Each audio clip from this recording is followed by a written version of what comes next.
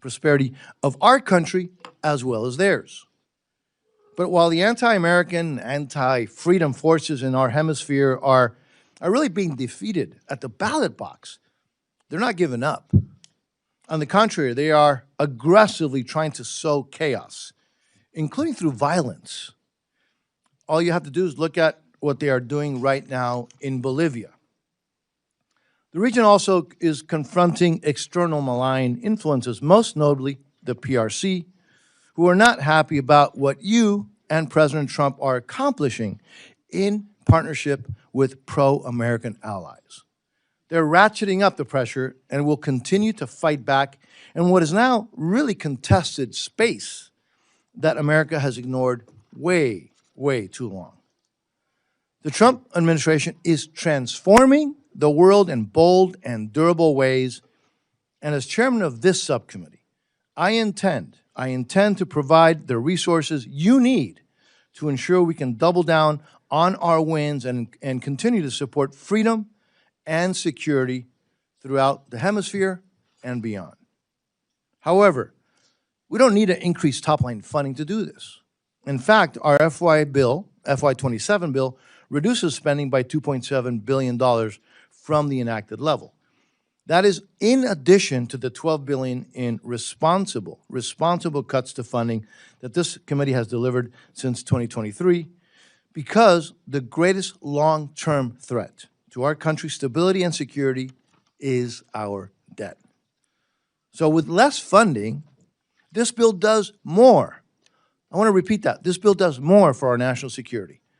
We provide an increase for embassy security to keep U.S. personnel safe.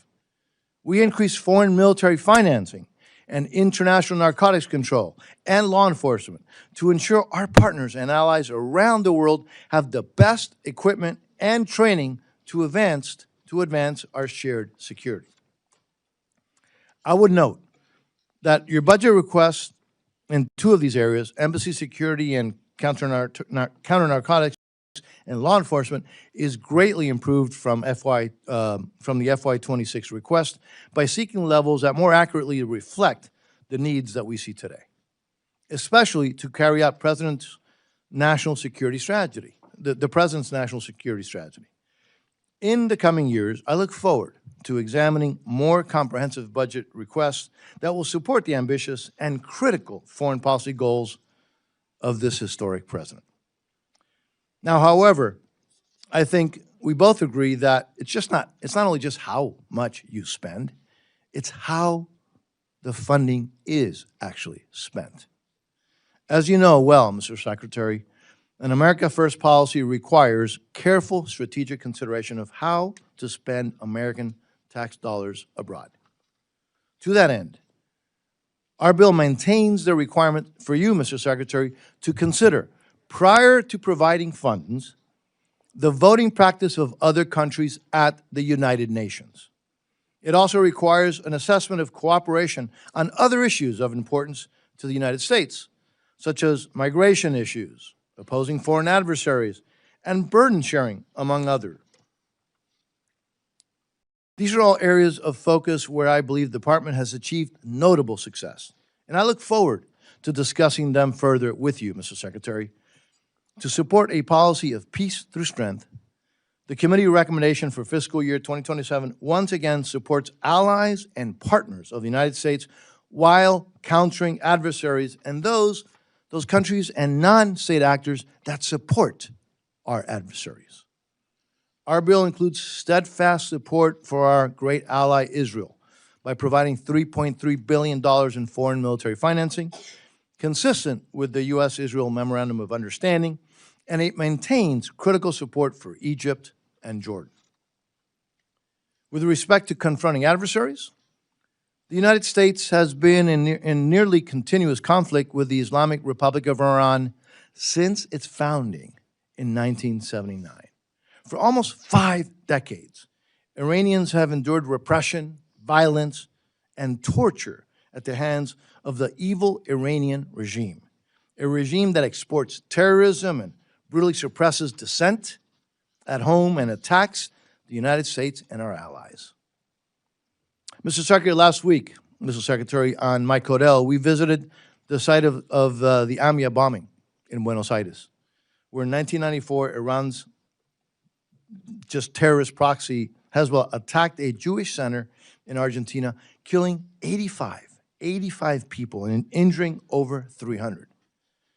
And in 1992, Hezbollah bombed the Israeli embassy in Argentina, killing 29 people and injuring more than 200. These are just two examples of how Iran and Hezbollah have been exporting deadly terrorism around the world for decades. We have a responsibility to do everything we can to stop these terrorist regimes before they claim more victims. Now, in my view, the coordinated military action by the United States and Israel against Iran's military capabilities, as well as its nuclear program, will help ensure the security of the United States and our allies and partners for years to come. So I'm sure members will have questions for you about these operations, including the status of efforts to help secure freedom of navigation in the Straits of Hormuz and the status of our embassy operations in the region. The committee also continues its long-standing focus on countering the challenge to the United States national security posed by the People's Republic of China and the Chinese Communist Party. This includes funding above the request for our Indo-Pacific strategy, including through fully funding the Countering PRC Influence Fund. This bill strongly supports allies and partners in the region, including Taiwan and the Philippines and Pacific Island countries. As I mentioned at the beginning, I am particularly proud of the fact that the United States has reprioritized the Western Hemisphere and put the Americas first, which has been a major foreign policy priority throughout our history. As with the President's bold action in Venezuela to remove the indicted criminal Nicolás Maduro, the United States is now decisively tackling security challenges closer to home, like putting anti-American regimes like Communist Cuba on notice. Threats to our national security should and will not be tolerated. The bill continues strong support for democracy programs for the people of Cuba, Venezuela, and Nicaragua. It calls on European partners seeking support for Ukraine to stand for freedom and democracy in the Western Hemisphere as well, especially in Cuba, Venezuela, and Nicaragua. One of the State Department's facilities in Argentina that we visited last week displays a plaque that reads the following. It says the following, quote, "Democracy is still the hope of the world." This is a sentiment that I think we should always remember. More broadly, the committee emphatically supports your efforts to strengthen United States economic ties with countries in our hemisphere. This includes combating the influence of the PRC, securing access to critical minerals, supporting the nearshoring of vulnerable supply chains, and identifying commercial opportunities, such as in countries transitioning away from authoritarian or communist political systems. All of these areas of emphasis align with administration priorities, and I look forward to working with you, Mr. Secretary, on the implementation. Mr. Secretary, we have endeavored in the committee to provide you with the resources and the flexibility that you need to implement the President's America First foreign policy. We appreciate your team working with us to implement committee directives from fiscal year 26. And I want you to know that we work very closely with you on your priorities as we advance this bill through the legislative process. Now, before I conclude, let me thank you for your service and your family, Mr. Secretary, and also reiterate how much we appreciate the service of the men and women of the Department of State. Let me now turn to the ranking member. By the way, another great Floridian, for her opening remarks, Ranking Member Frankel. Thank you, and welcome. Mr. Secretary, you know, it really is something that the three of us all served in the Florida legislature together a long time ago. And I also want to say, I want to just thank my chair, who we work very hard to on bipartisanship, because one thing I do really believe is when we're talking about facing the world and the challenges, that we have to try to be on the same page.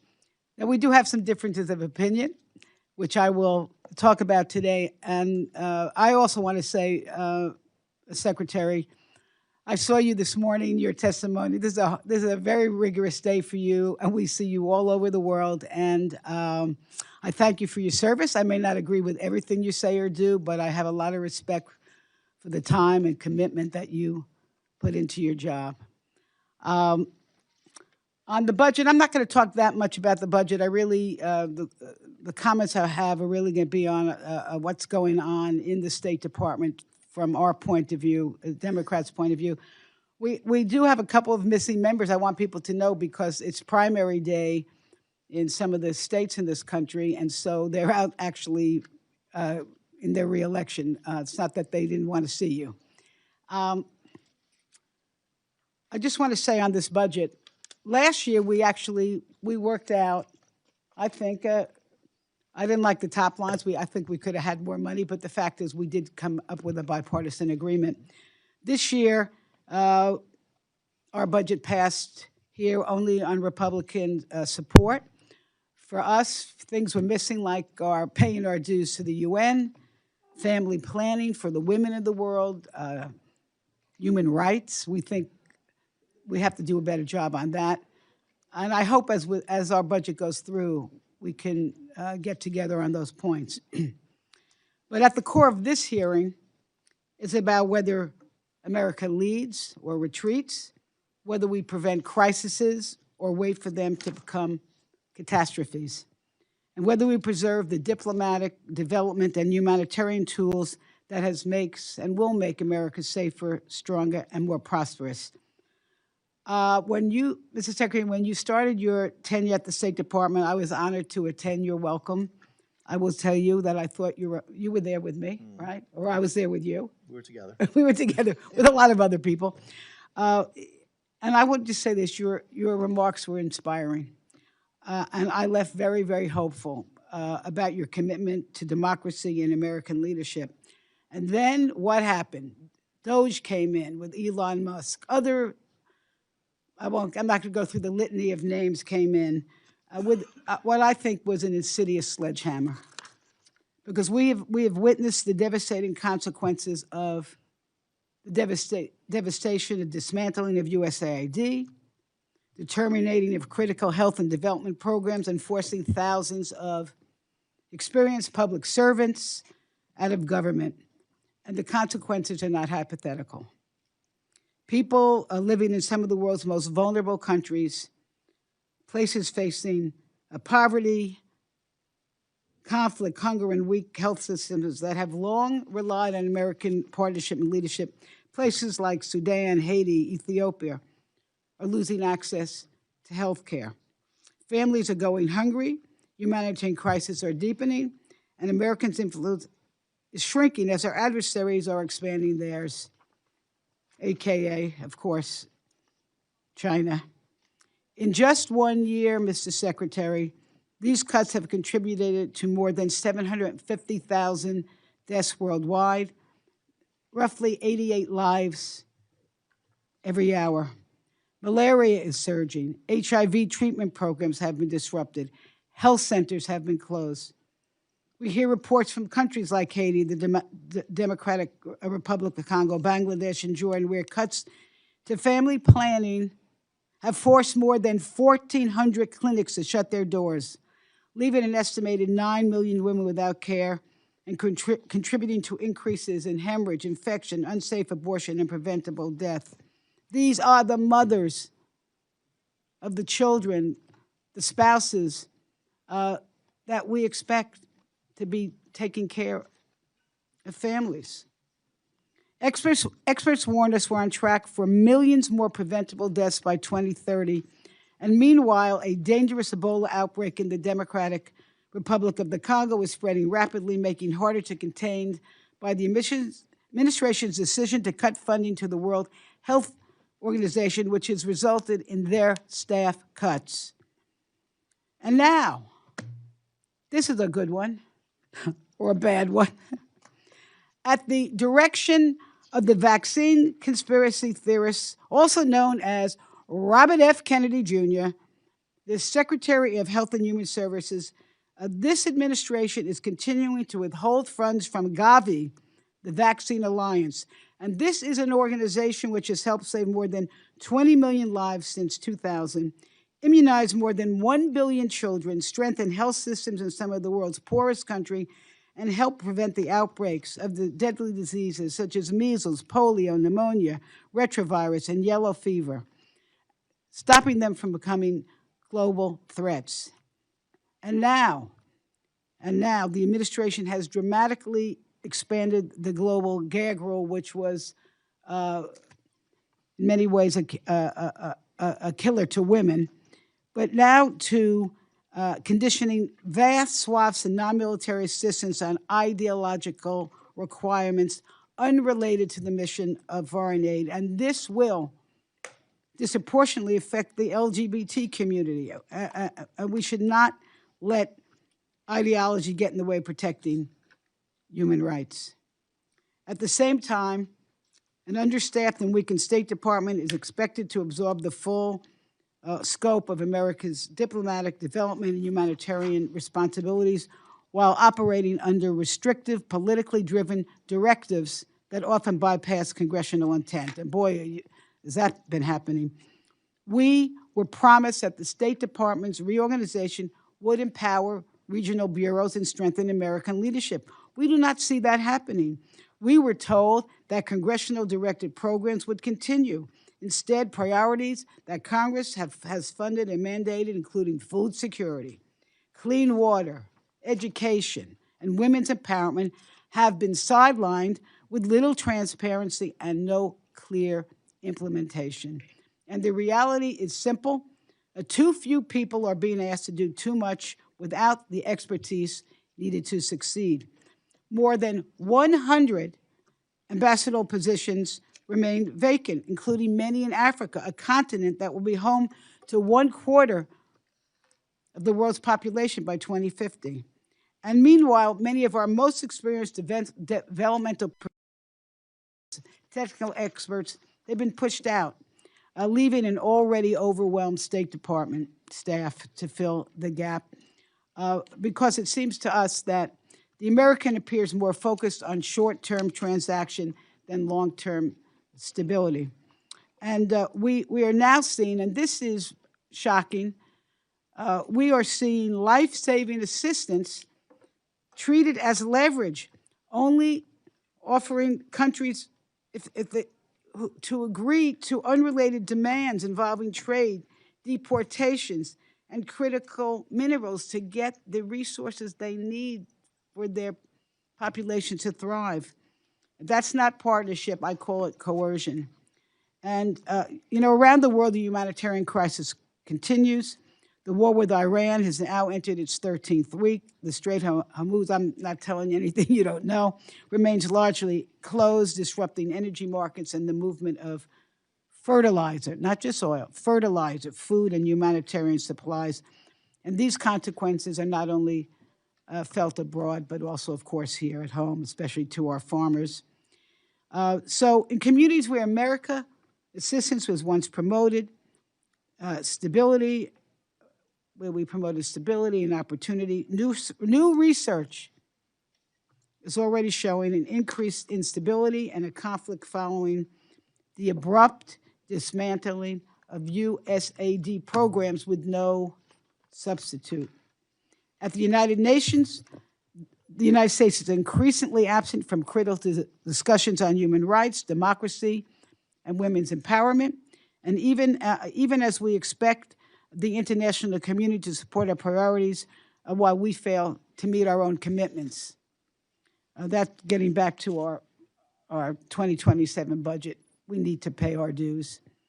The result is clear. Our alliances have weakened, our credibility has suffered, and American standing in the world has diminished.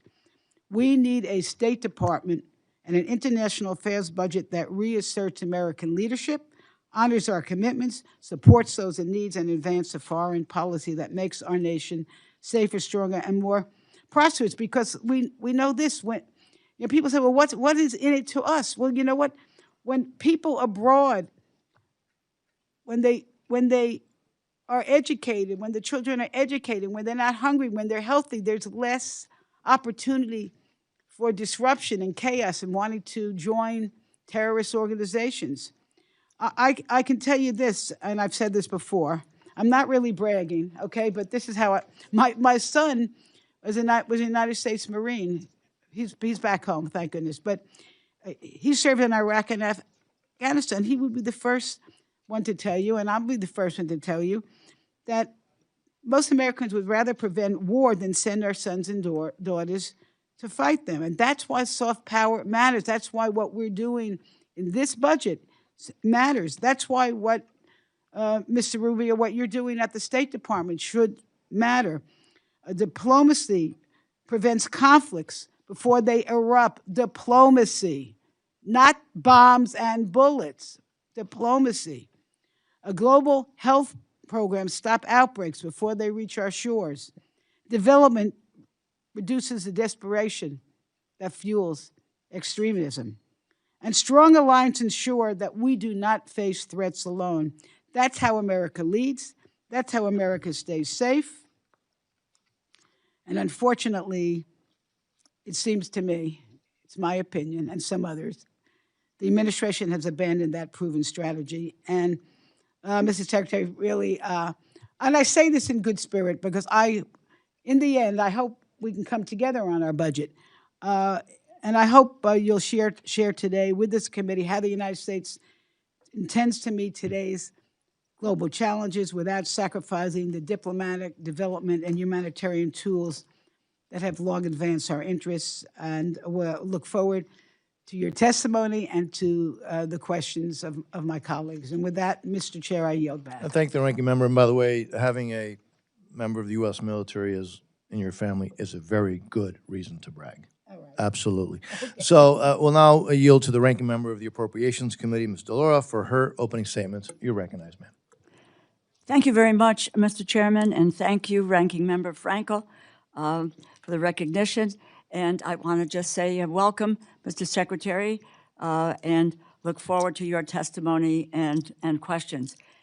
There is an old saying, often attributed to Benjamin Franklin, that by failing to prepare, one is preparing for failure. That is a fitting description for this administration's foreign policy. To start, the Trump administration has hollowed out much of the American diplomatic corps. There are 195 ambassadorships in the United States Foreign Service. As of May 19th, 109 of those positions were vacant. We do not have ambassadors to either Ukraine or Russia, and the president has been unable to mediate an end to the war there, despite his campaign promise to do so within the first 24 hours of his term. Conflict in the Middle East continues to escalate, with ceasefires all but abandoned. Prime Minister Netanyahu has announced he intends to deploy Israeli forces to occupy 70% of the Gaza Strip, while continuing strikes in Lebanon. Settler violence in the West Bank is becoming more aggressive by the day, and the president appears to have completely given up on peace talks to end the war he started with Iran, resuming military strikes over the weekend. The rationale for the war shifts whenever the president speaks. At first, it was to topple the regime and free the Iranian people. Then it was to cripple their military capacity. Then it was to preempt a response to an attack that Israel was poised to carry out. Then it was to reopen the Strait of Hormuz, which was open before President Trump started the war. The most recent justification is to prevent Iran from developing a nuclear weapon, a goal they are now pursuing diplomatically after failing militarily. The Iranian regime is still in place. The Iranian people are not free. The Iranian military remains strong enough to control the Strait of Hormuz, I often wonder whether or not anyone suggested that that was something that Iran might do in this context. The Defense Department estimates that we have spent some $30 billion on this war, although the true cost is likely much, much higher. And what do we have to show for it? We find ourselves in the absurd position of having begun a war to pursue a goal that the Obama administration had already achieved more than 10 years ago, but that the Trump administration reversed. The Joint Comprehensive Plan of Action, or the JCPOA, was painstakingly negotiated over the course of 20 months by diplomatic experts in close coordination with our partners and our allies. It prevented Iran from enhancing uranium to the grade necessary to produce a nuclear weapon. It allowed for independent inspectors from the International Atomic Energy Agency, an organization to which we currently do not have an ambassador, by the way, to verify Iranian compliance, which they did. By contrast, the current talks are happening in a much more tense environment, with pressure that's coming from conflict, ongoing conflicts, and U.S. leveraging tactics. There is no clearly defined plan for how a new agreement would be verified or enforced, and it is unclear what international partners would be involved in supporting or helping to implement it. But President Trump tore up the JCPOA less than 3 years after it was signed, and Iran promptly began enriching uranium to weapons grade. After claiming that Iran's nuclear program had been, quote, obliterated less than a year ago, the president is now realizing that you cannot destroy Iran's nuclear program by bombing it. You can only delay it. And the only way to secure a nuclear-free Iran is to negotiate a deal. But after failing to do this, the president threw up his hands in the air saying, and this is a quote, "I don't care if negotiations are abandoned." So here we all are, forced to suffer the consequences of the president's indifference. Americans are paying higher prices for gas, for groceries, and everyday necessities. But by his own admission, the president does not care if the war drags on, and he does not think about its impact on the American people at all. After taking office, the Trump administration withdrew from the World Health Organization and dismantled the U.S. Agency for International Development. Thousands of programs were canceled, and thousands of programmatic experts were laid off. Subsequently, health clinics were shuttered, disease surveillance systems were greatly weakened, all while our global health efforts were withheld and exploited as leverage to extract concessions from partner nations who depend on them, holding them hostage for the health necessities that they needed until they might have agreed to a trade agreement. Now we are faced with a significant infectious disease outbreak in Central Asia and Central Africa, a species of Ebola for which there is no authorized vaccine or treatment, is rapidly expanding and is expected to take months to address. It is primarily concentrated in the Democratic Republic of Congo, where we do not have an ambassador. Ebola does not wait for bureaucratic reorganizations. It spreads when surveillance systems are weakened, health workers are laid off, clinics lack protective equipment, and communities lose the trusted partners who help detect and contain outbreaks before they become public health emergencies. Thanks to years of investment through the Department of Health and Human Services, we have a number of facilities in the United States that are equipped to safely treat patients with Ebola, as well as other infectious diseases. In the 2014 Ebola crisis, we established these facilities. We made a $160 million investment. But this administration is blocking those specialized facilities from receiving Americans who are infected. We have asked numerous U.S. government employees and partners to put themselves in harm's way to help us keep safe. And how does the Trump administration repay them? By slamming the door in their face. The United States spent years building the relationships, supply chains, laboratories, and community health networks that help stop deadly diseases at their source. The Trump administration tore apart that capacity, and now the consequences were unforeseeable. They were not. They prepared for failure, and now it is here. Congress and the American people deserve answers.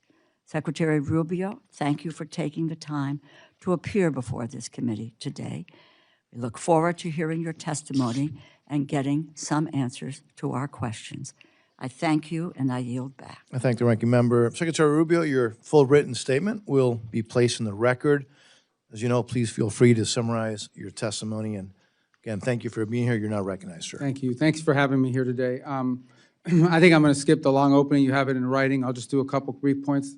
Rather spend the time on your questions. It'll probably be a better use of our time. Just suffice it to say what I told you a year ago and getting back to that point now. A couple things.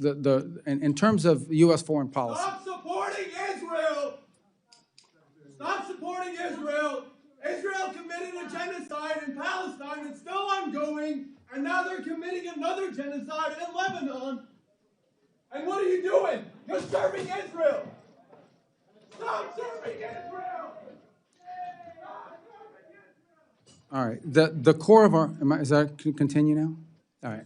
Mr. So Secretary. the core of our foreign policy must always be the national interest of the United States. That is basically defining what that national interest is and then operationalizing it in such a way that our foreign policy reflects it. This is across the board in the work of diplomacy and the place in which and that requires prioritization, by the way. It requires us to prioritize some parts of the world over other parts of the world, some issues over other issues. That's just the reality of limited resources, and every country in the world has limited resources, including the United States, despite our vast resources.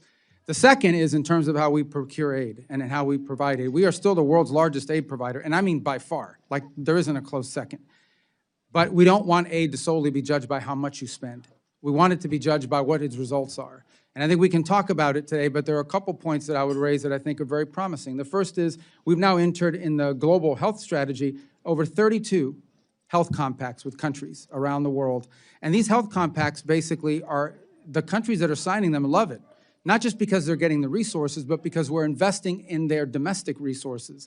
In essence, we are trying to lay the groundwork in many of these countries where one day they will no longer need foreign aid because they will be able to sustain it. We're helping build the internal infrastructure other than, as opposed to relying on extensive NGOs and things of this nature in the long term. We want them to build their own domestic capacity. We'll help them, and they're very happy because it also gives them sovereignty over the way some of their aid is being dispersed in those countries.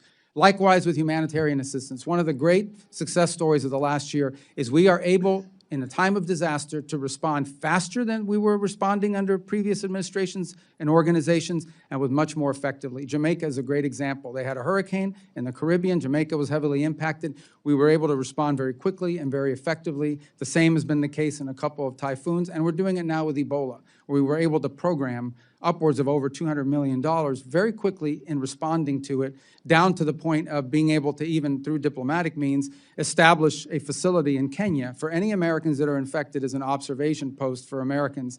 If someone's infected with Ebola, they will be transferred to a facility that could care for them. If they're not infected after the observation period, they'll be able to return to the United States or wherever it is they're traveling to.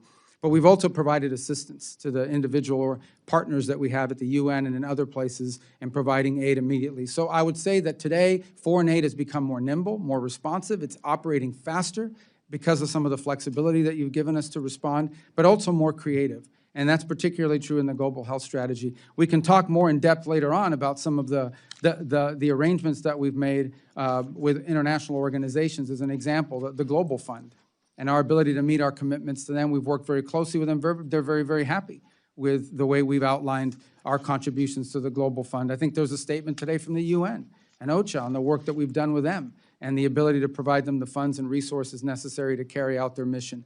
So I would just say that I feel like, while it is still ongoing and there's always a process, I feel like we have made dramatic improvements in the way American foreign assistance is delivered across the world, but we're able to do it now, not just in a targeted way, but in a more effective way, in which it's not simply being judged by how much money you're spending, it's being judged by what results are you getting from it.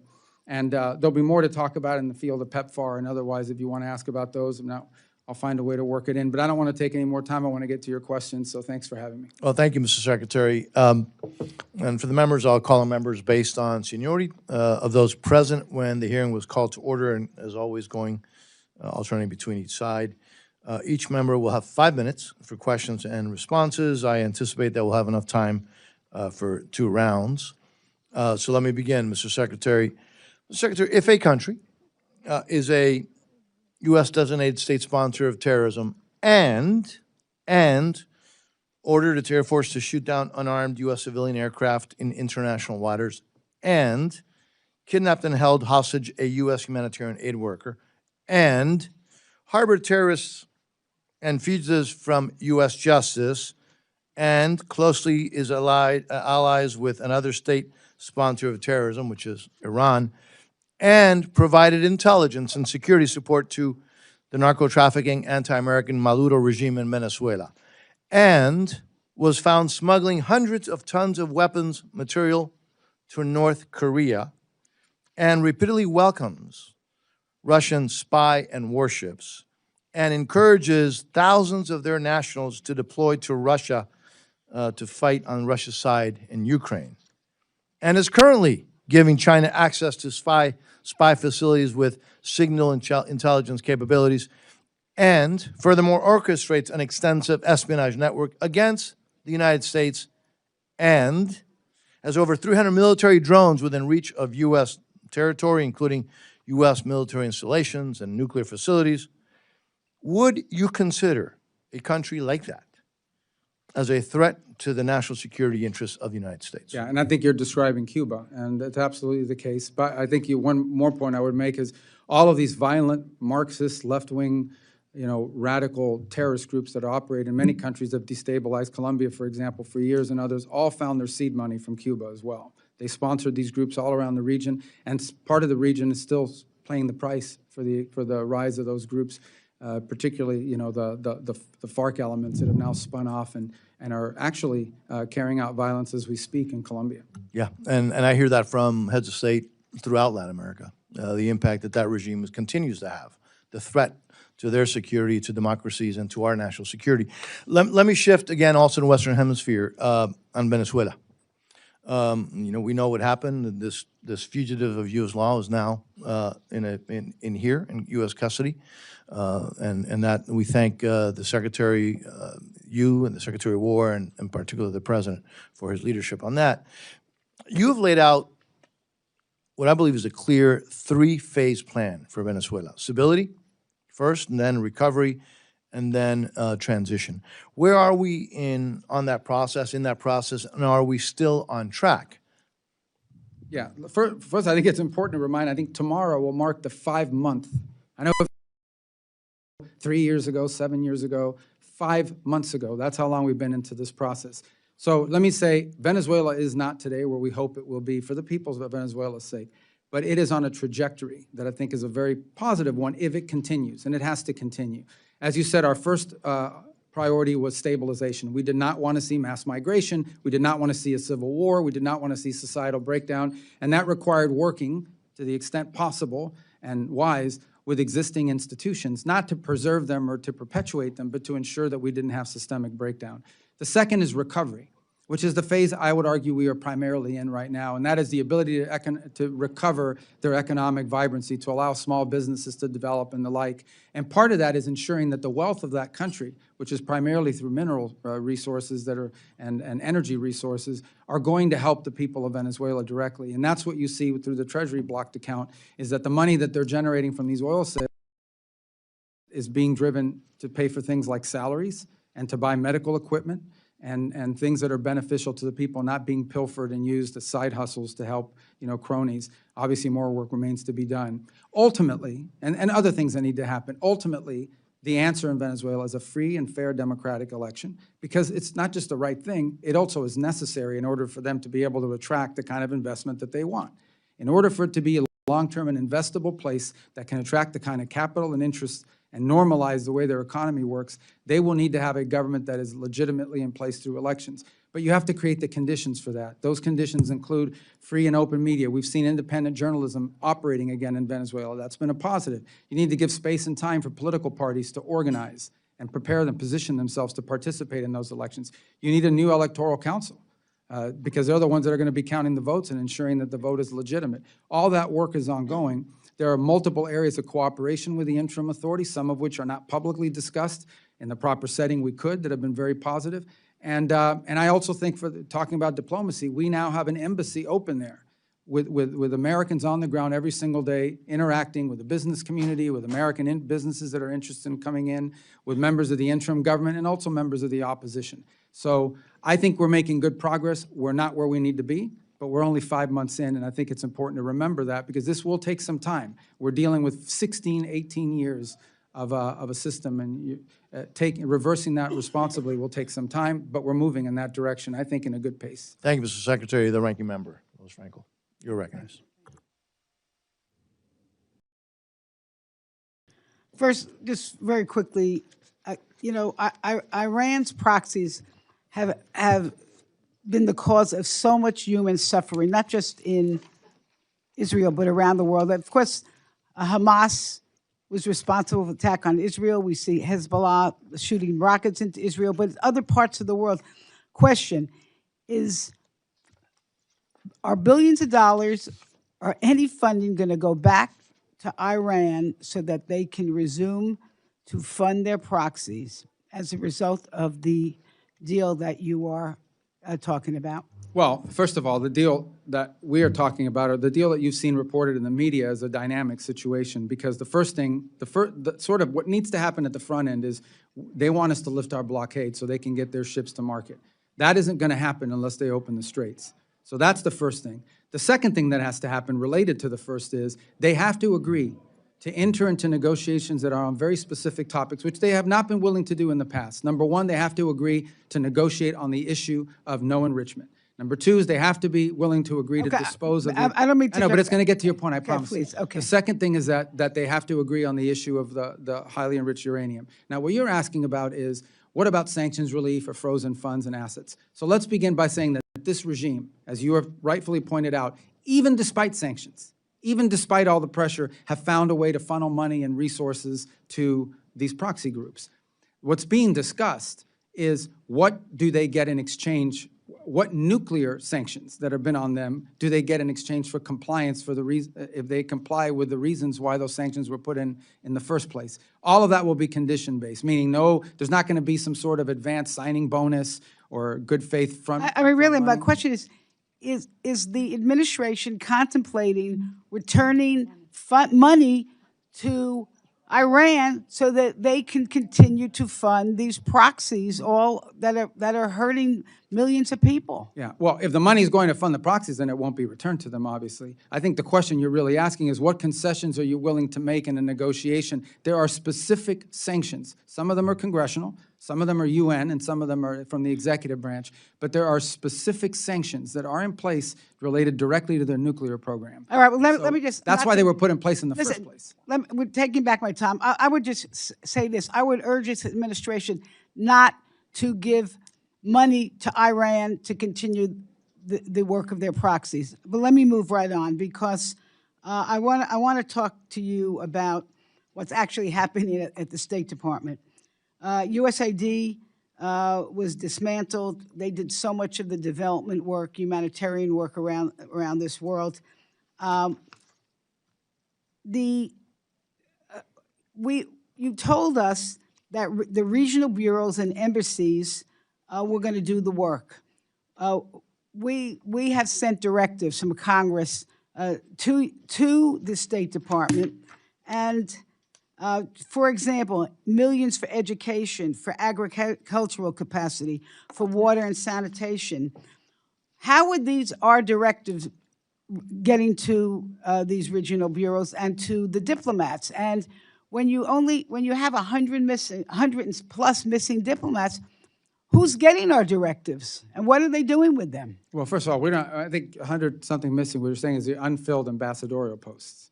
But every mission of the United States is staffed. If they don't have a Senate-confirmed ambassador, and we would prefer to have Senate-confirmed ambassadors. Now, as you know, there's a process for doing that. Some of it's, I think we've only gotten like 100-something nominees in State Department through the Senate, and some that I think we need to pick up the pace in terms of appointing people to some of these posts. And believe me, I want that to happen. But I don't nominate them, so we have to work with the White House to get those names out there. Now, on your fundamental question is, what is the role the Embassies and Regionals Bureau play? And I think the answer to that question can be found, again, I want to harken back to these global health MOUs with 32 countries, which is a conglomerate of different aid programs that are involved in helping with health, and it could include water projects. These are often negotiated directly out of the embassy with personnel that are on the ground that are laying the groundwork to do it. The other things the embassies do is they help us identify the areas that would have the highest impact at the best efficient cost in these individual countries. Just sorry to interrupt you, but what I'm worried about, what a lot of us are worried about, is the lack of expertise. The expertise, so your people in the various countries even know what to do. What has happened to that? So there were thousands of people fired. I mean, how do we know that in each of these countries you have someone there who knows how to fix a water system?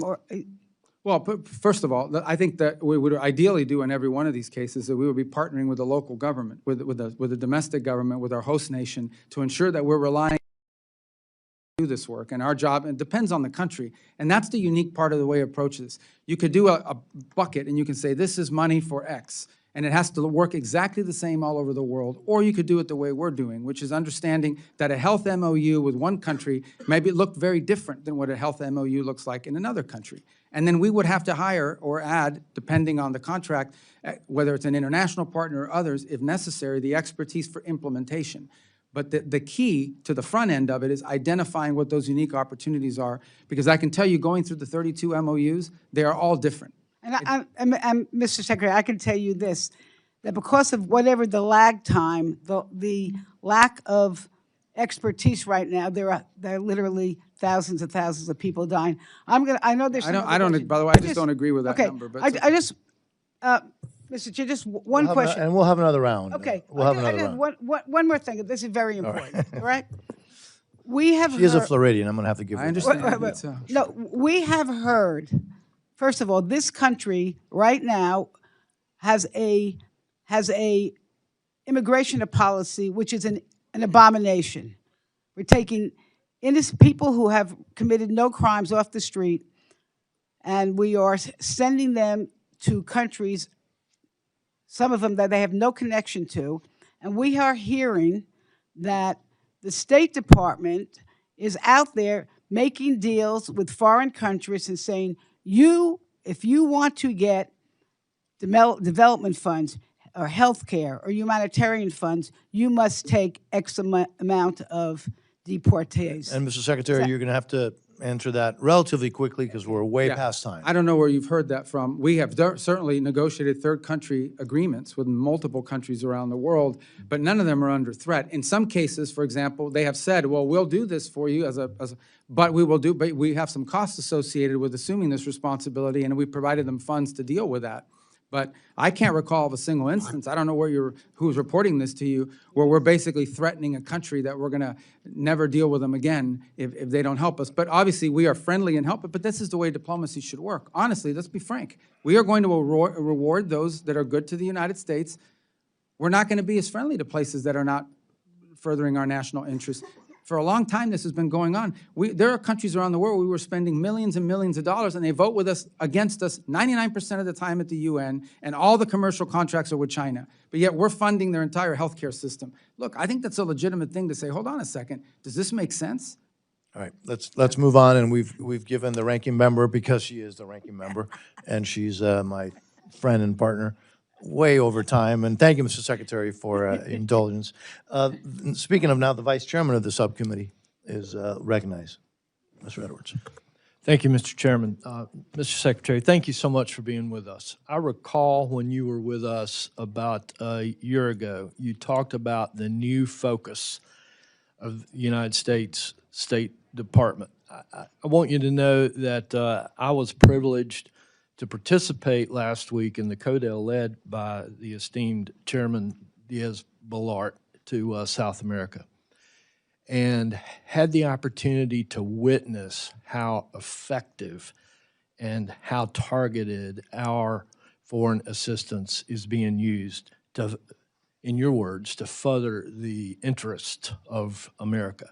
It was so incredibly obvious through the empowerment of the ambassadors that I was able to meet there, through the sense of respect that those ambassadors carried, along with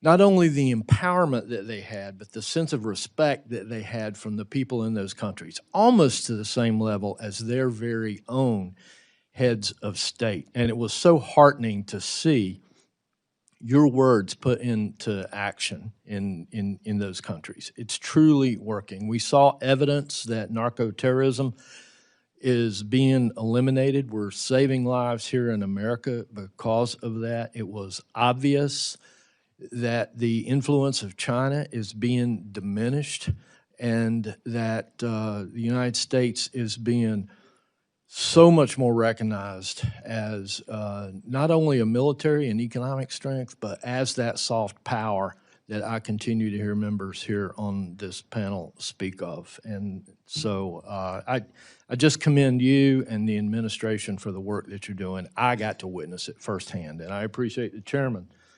leading such a distinguished CODEL to let us see and learn those things.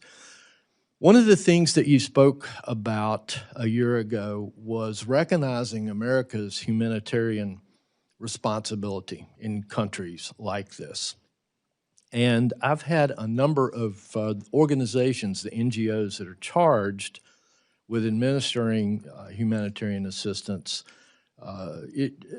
Talk to me about concerns with the predictability of the funding that this committee has appropriated. And I think you can probably agree it's necessary for them to be able to predict when that funding will come available so that they can plan human resources, so they can plan on supply lines and that sort of thing. What advice can you give this committee and those folks that are charged to implement the humanitarian needs on how we can work better with the State Department on that predictability? Well, first of all, unless I know the specific programs, it's a little bit harder to opine in general on what you've outlined, other than to say that I think what they'll find, certainly over time, is that their ability to get answers will be much quicker.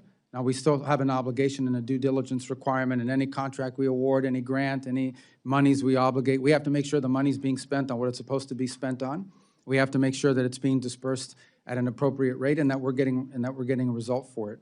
So I think what they'll find over time is that the system that is managing this for them now will be a lot less Byzantine, a lot less bureaucratic. They may not always get the answer they want on some of these programs, but they will get their answer faster. Our ability to deploy and to partner with an NGO in case of a humanitarian crisis is an example right now with Ebola.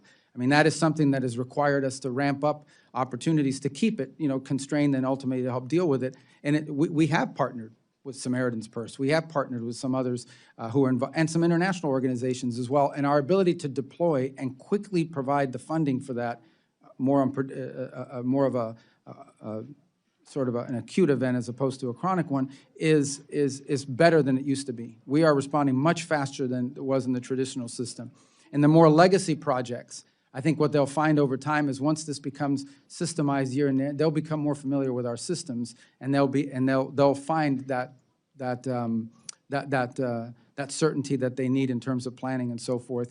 But I would just say we'll continue to communicate with your offices on specific programs as we've done throughout the year when people raise one with me and say, this specific contractor. Oftentimes what you'll find is because the system is new, they still haven't figured out how to work through it. Once we can resolve that, it becomes more systemized for both sides. Thank you, and I look forward to working with your department in order to do that. Great, thank I you. yield. Thank you. just a note that on this side, we've been on time, but I'm not complaining. The ranking member of the full committee, it's a privilege to recognize you. Thanks for not complaining, Mr. Chair. Mr. Secretary, nearly 60% of Americans disapprove of President Trump's illegal war of choice with Iran. The war has led to skyrocketing fuel costs for Americans, needless deaths of American service members, while failing to achieve any of the stated aims of the war.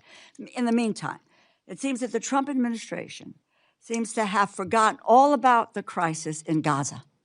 Nearly 8 months after it was signed, the administration's 20-point peace plan stands largely unfulfilled. I have it right here. It looks like there are 4 and 5 have been accomplished, and the rest have not been accomplished here. Most Palestinians in Gaza are sheltering in overcrowded tents, pests and rodents spreading disease. Health services remain limited. Israeli military strikes have escalated despite the ceasefire, pushing the total death toll to nearly 73,000. Late last week, Prime Minister Netanyahu ordered the IDF to seize 70% of Gaza in complete violation of the ceasefire agreement.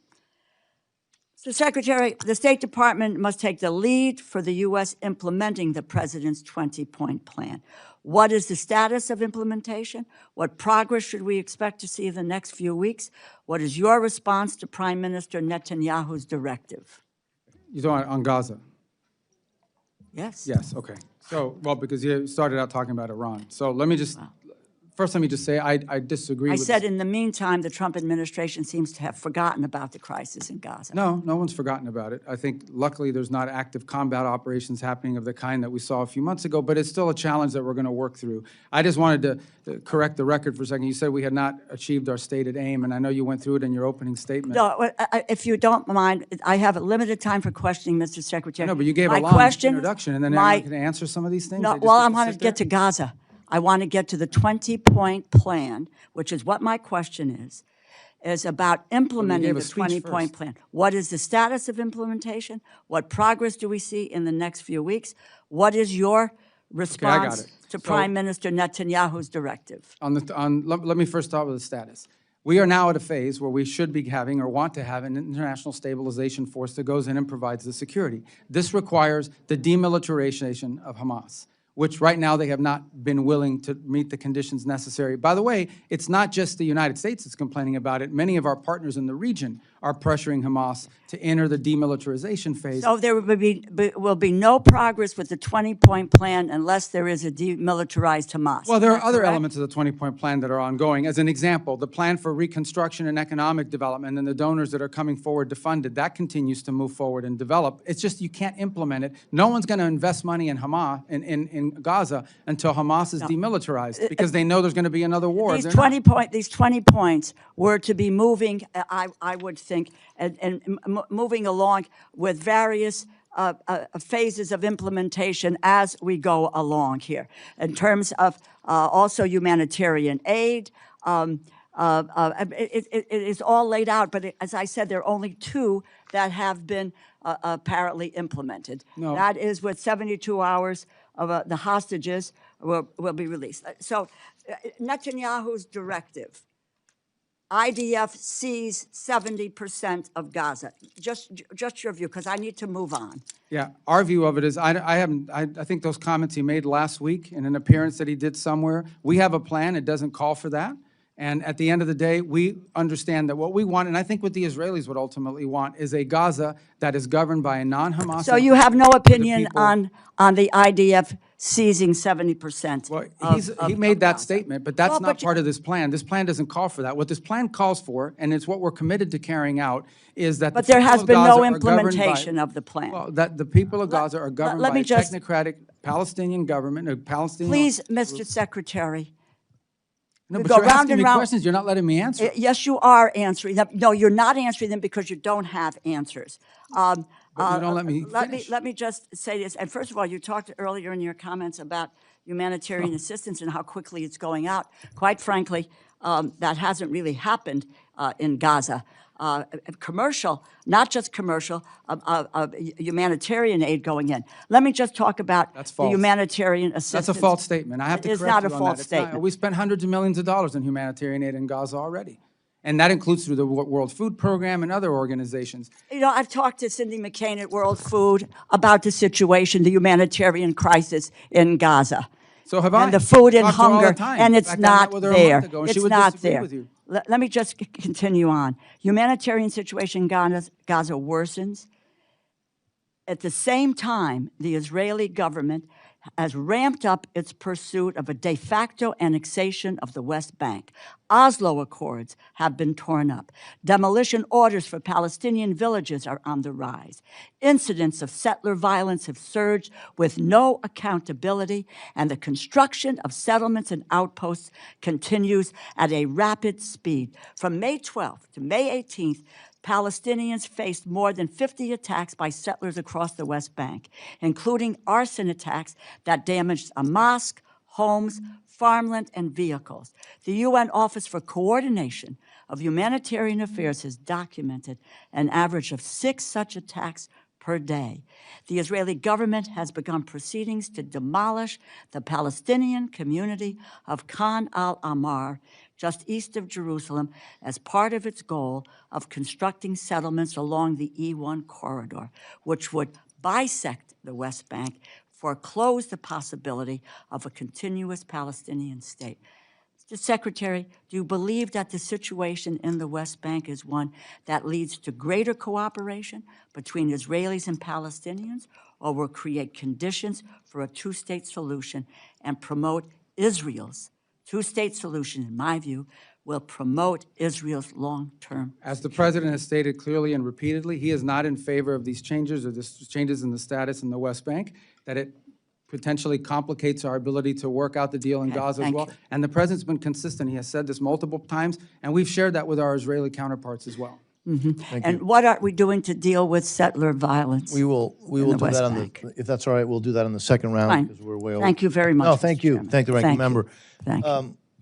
Mr. Molinar, who's also the chairman of the Select Committee on the CCP, is recognized. Thank you, Mr. Chairman. Secretary Rubio, thanks for being with us today, and thank you for the important work you're doing around the world and for the sacrifice you and your family are making in order to do that.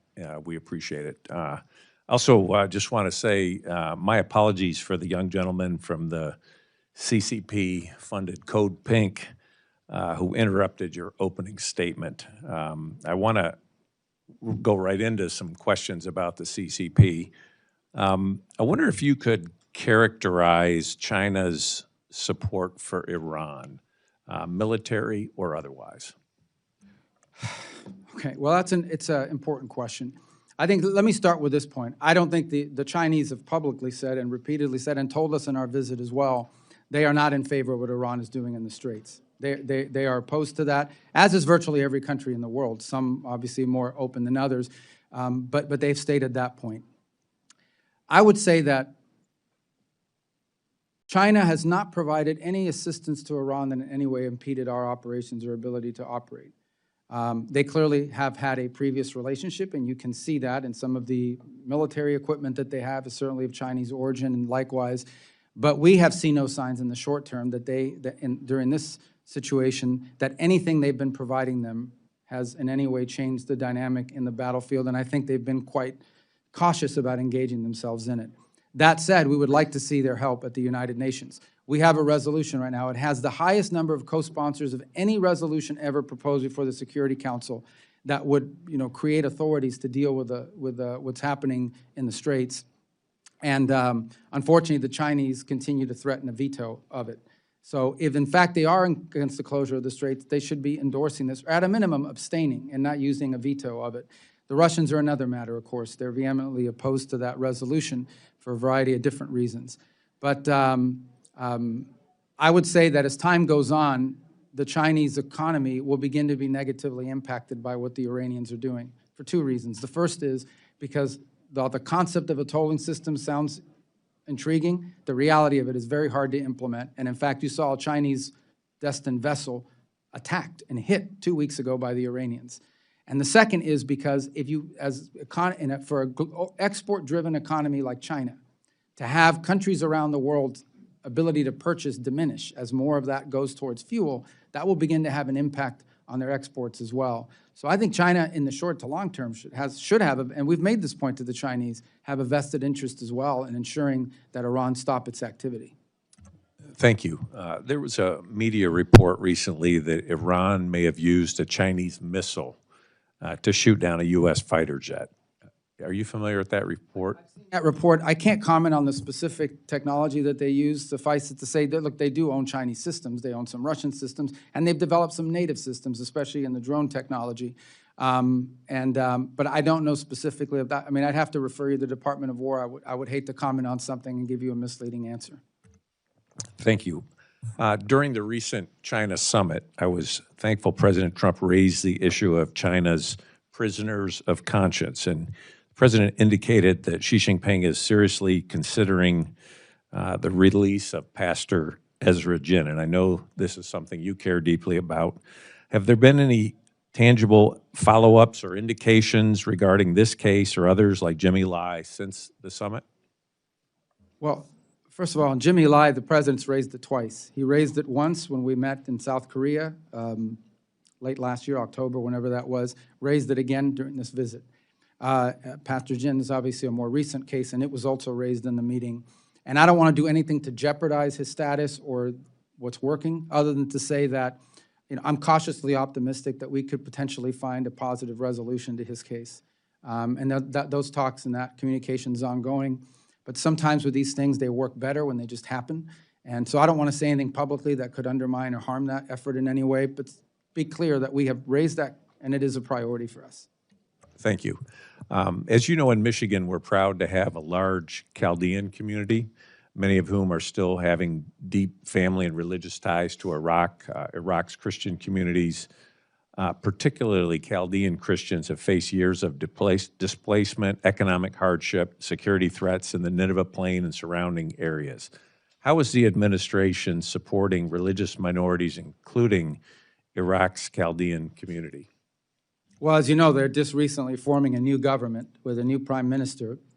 And so I think the fundamental challenge in Iraq has been and continues to be what level of influence do the Iranian-backed Shia militias have inside the country over the government. And in fact, we faced that situation very dramatically during Epic Fury when, in fact, there were launches occurring against our facilities both in Baghdad and in Rubio.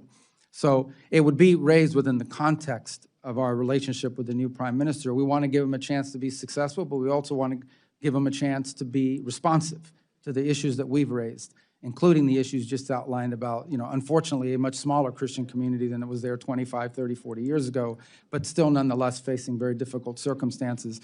Obviously, we also want to see a government that's less under the domain or control of these Iranian-backed militias who still remain very powerful in the country. So those have been the leading features, but we're going to give this new prime minister a chance. We're willing to do things that are helpful to him, but obviously we have things that we're concerned about, primarily the Iranian Shia militias and the influence they have and the danger they pose to the region and to the country.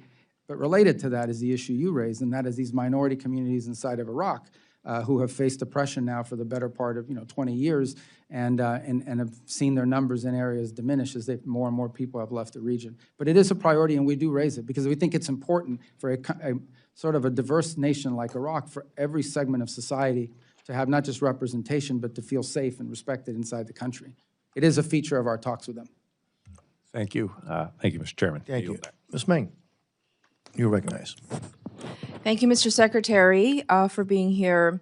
As the daughter of immigrants, I'm so proud to represent Queens, New York, the world's borough, and a strong community of immigrants and refugees, including a large Afghan community. Even though we promised them safety in exchange for risking their lives for our country, thousands of our vetted Afghan allies remain stranded abroad, including relatives of some of my constituents. Last month, this administration reportedly decided to close Camp Asaliya and force 1,100 Afghans there to choose between going to the Democratic Republic of the Congo, where they have no ties and which is facing an Ebola crisis, and Afghanistan, which would be a death sentence. What is the plan to help our vetted Afghan allies who were promised safety in the U.S.? Yeah, well, the plan is, and we're working on this very actively, and is to have more than just those two alternatives. And obviously, the Afghan alternative is not one that's realistic for most of them. And so we're engaging every single day, and we think we have a number of other countries that are willing to. Now, the question is not countries willing to assume. The question is how many. We have about 1,000-something people there, and we have to move them. And so I don't think there's one country that's going to take all 1,000. But it has to be countries that, A, are willing to assume some of this responsibility in numbers that are manageable to them, but also places that give more options to these individuals that they would be comfortable going to. So we are very actively engaged in this. As you know, we have a lot of Capitol Hill engagement on this issue from both sides of the aisle. It's a priority for a lot of people. And we don't want to see a situation where any of them are being forced back into Afghanistan, because that's just clearly not an option for some of them. The case of relatives of American citizens, I think, is a separate case in the sense that they have ties to the United States. And so that process, the processing is still ongoing in terms of the applications, the background checks, and the vetting, and so forth. We're obviously operating right now under a directive that prohibits the entry of Afghans into the United States, but that could change at some point, and that we'll be able to facilitate some of those. But that issue right now is we're just trying to find more countries that will step forward and being able to assume. In some cases, it might be 200. In some cases, they might be able to take 150, 300, but give them some options other than just those two that you've just outlined. Can you rule out third country options, especially DRC? You mentioned earlier that the State Department won't deport people to conflict zones. Can you rule that out going forward? You mean rule out the DRC? Yes. Well, ultimately, these people would have to agree that they're going to go to DRC as well, because that's what we want to do, is give them 7 or 8 options rather than 1 or 2. And I imagine if we can find more options for them, and there are some countries. Look, I think the problem is not that I'm trying to. I mean, we could probably talk to your staff about it.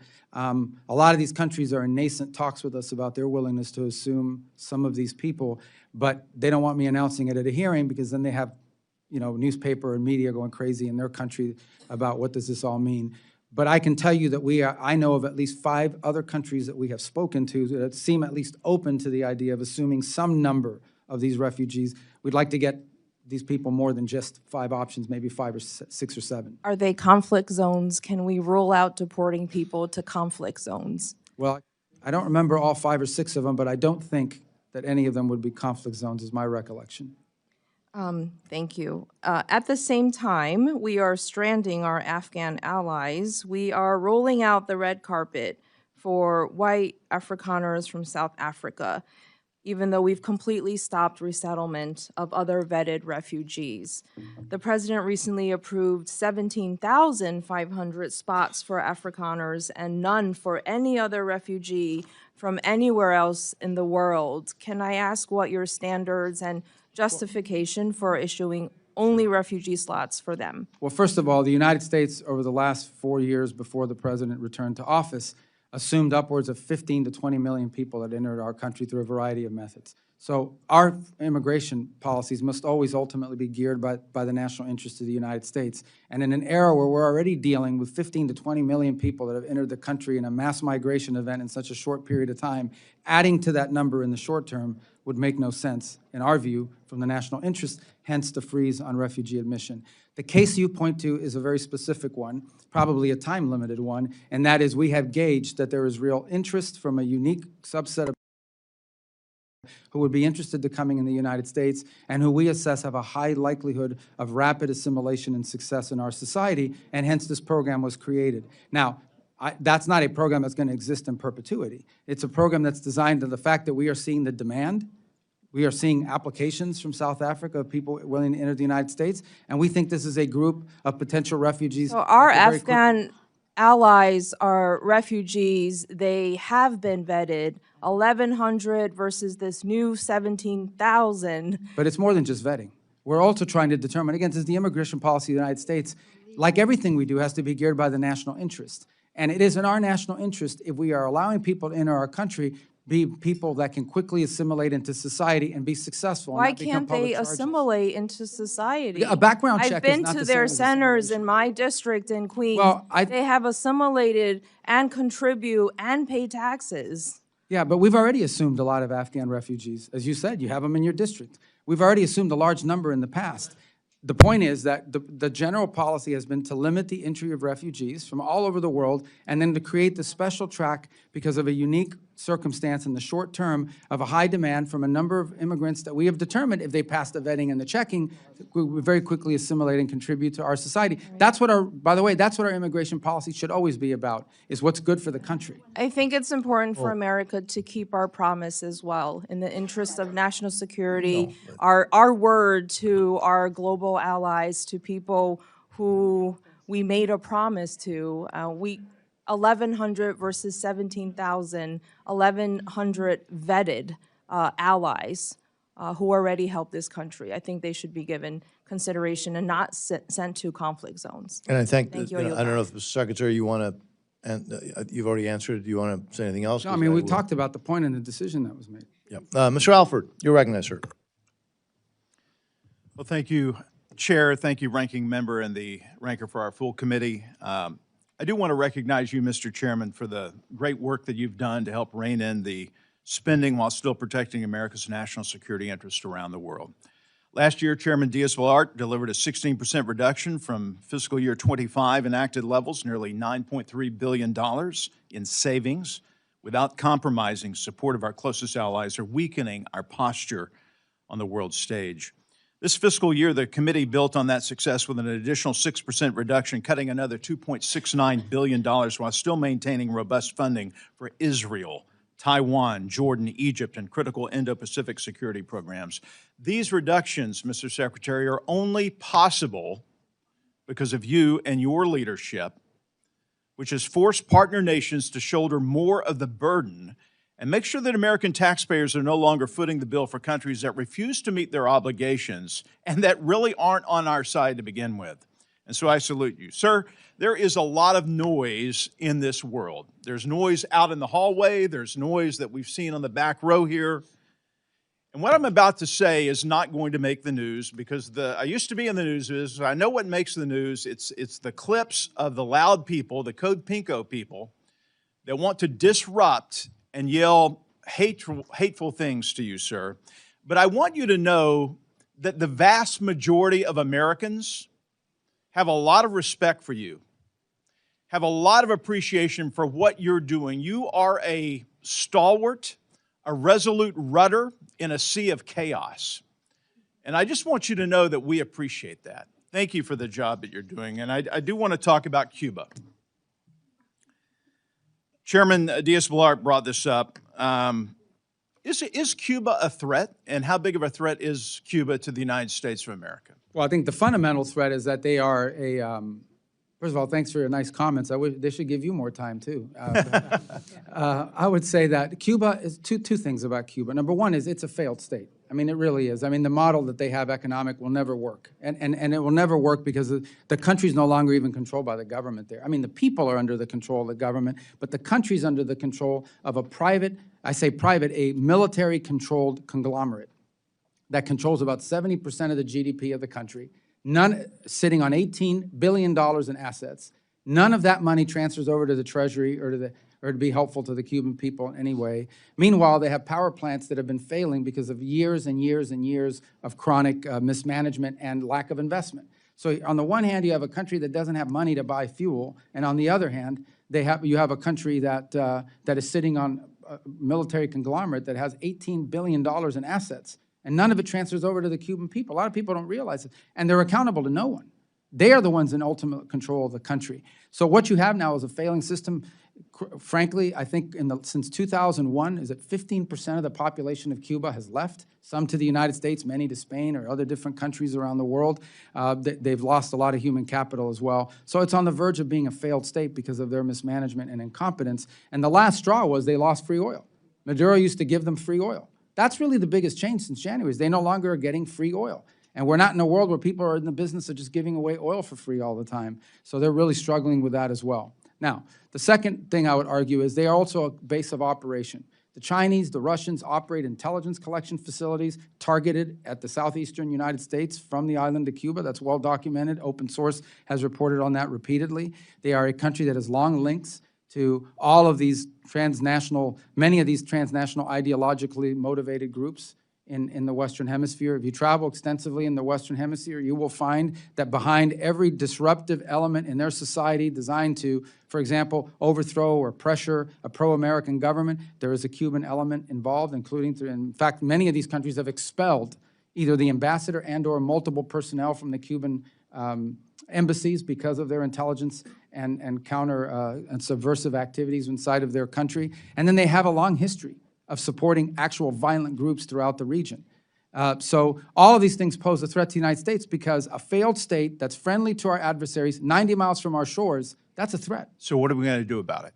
Well, the first thing we're trying to do about it is find a better way forward for the people of Cuba. By the way, we've made offers to them in this regard. We have offered to distribute $100 million of humanitarian aid through the Catholic Church and other non-governmental organizations. First, they denied we made the offer, so then we went public with it. Then they said they would accept it, but since then have not been willing to follow up on how that distribution would work.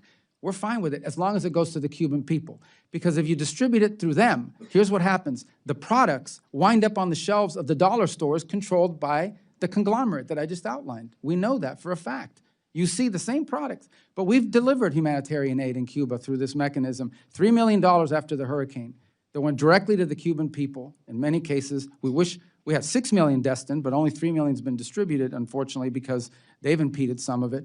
And all of it marked with a gift from the people of the United States, so they know where it's coming from. We're offering to do that. We've made offers on a bunch of other things as well. So far, but ultimately, I remind everybody that U.S. policy towards Cuba is governed by law. It's statutory.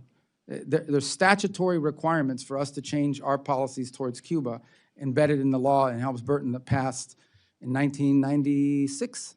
So that governs, that's the official policy of the United States. It's embedded in statute. So we have to stick within those parameters as well. Thank you. I've gone over. I yield back. Thank you, sir. Mr. Subcommittee, you're recognized, sir. Thank you, Chairman. Thank you, Secretary Rubio, for being here with us. Thank you for taking time and answering all the questions. I want to take a moment and start with recognizing the Western Passport Center in my district. They're doing an incredible job. I consistently call, my office does, for passport issues there, and the volume that they handle is incredible, and their customer service is as high as it could be. I visited it in 2024, and just to thank them, and I want to just highlight them for you, just because they're doing such a great job. So I want to start out with that lighter note, I think. Let's go into a heavier topic here. I want to give you also and the President tremendous credit for your work to combat dangerous drug cartels and other transnational criminal networks. Combating international crime is essential to making America safer, stronger, and more prosperous. I want to ask you about another damaging form of international crime, which is human trafficking. This issue hits close to home for my constituents in Arizona. The Department of Justice has identified Phoenix as one of the top human trafficking jurisdictions in the country. And as one of 4 states bordering Mexico, Arizona is a major transit point for traffickers. The National Human Trafficking Hotline has identified over 2,300 cases in Arizona alone, with more than 5,000 victims identified in those cases. Troublingly, the average age of youth trafficked in Arizona is 13 years old, 4 years younger than the national average. There's a strong bipartisan support for the State Department programs to combat trafficking in persons internationally. So given all this, what are the department's regional and or country-specific priorities for programs to combat trafficking in persons? And how are you ensuring that these programs are successfully implemented in support of the national security interests of the U.S.? Thank you. Obviously, when we talk about human trafficking, you're talking about the international element to it. From our perspective, there's obviously a domestic issue as well, but that's separate from our involvement. A couple points. These migratory routes that existed with mass migration events are the same routes that are used by human trafficking. So clearly, when we had a border crisis, we had people pouring over the border, we had organizations that were involved in trafficking of drugs, contraband, and also people. We know that, and that was a big component to all of this. I believe last year, the number, maybe I'm off by million or two, but it's about $100 million we spent a year ago on human trafficking programs. And it depends on the country. Every country is different. In some cases, some countries are transit zones. They're not sources of human trafficking, but they are a transit zone where human traffickers bring people through. And so oftentimes the assistance is assistance to local authorities and helping to partner with us, identify, or if they're already advanced enough in that field, simply sharing intelligence and information as we gather it and pick it up. In other cases, the assistance, depending on the country, is helping prevent human trafficking. In essence, working and partnering with the host government for programs that help identify potential victims of human trafficking and prevent them from being trafficked before it happens. That's the second. And so it really is country-specific, and one of the reasons why it's so critical that these programs not be put in a box and say, here's human trafficking globally. It's a great example of how this program needs to, these expenditures and our focus on this needs to be specific to the location. Because what the human trafficking issue looks like in one country might be different than another country. One country may just be the airport that they're flying people through, and we know it. Another country may be the source of children that are being literally purchased or bought up or grabbed off the streets and being trafficked for labor purposes or worse. And so that's why in every one of our embassies, we have people that are in charge or also supposed to be helping us to implement that program through the regional bureaus so that it becomes specific enough to the individual country and whatever role they play in the human trafficking, whether it's transit zone or source. Thank you. I know we have a second round, but I'll ask one more. I know the administration is actively engaged in discussions with Israel about the future of the U.S.-Israel relationship, including opportunities to further expand and deepen our strategic partnership. With the current Memorandum of Understanding on Security Assistance set to expire in 2 years, this feels like a real moment to think boldly about how our cooperation can evolve to meet the shared interests and security needs for both of our nations. With that in mind, what's your current state of talks with Israel on the new MOU and the broader future of the relationship, and who in the department is leading those conversations? Well, the conversations have been both with the Department of State and the Department of War. And actually, and I think he has said this publicly now, what Prime Minister Netanyahu and the Israelis have told us is they would like to set up a scenario where they wean off U.S. assistance the way they did with foreign aid about a decade and a half ago. So in essence, they'd like to go from the number they're getting now to slowly less every year until the number hits zero. So those are the conversations we're having with them. It's at a pretty high level at this stage, although I know we're engaging their ambassador, has been dealing with the counselor and chief of staff in our office on this proposal. They've made that proposal to us on a number of occasions over the last year. I think the Prime Minister spoke publicly about it about a few weeks ago, so it's no longer a surprise. But I think one of the things Israel's talking about is basically winding up over the next 10 years in a place where they are getting no. I mean, they may be buying things from the U.S., but they are not getting any sort of assistance through the MOU. Obviously, we'll talk it through with them and see where we wind up. That's not finalized. Thank you. Chairman, I yield back. Thank you, Mr. Subcommittee.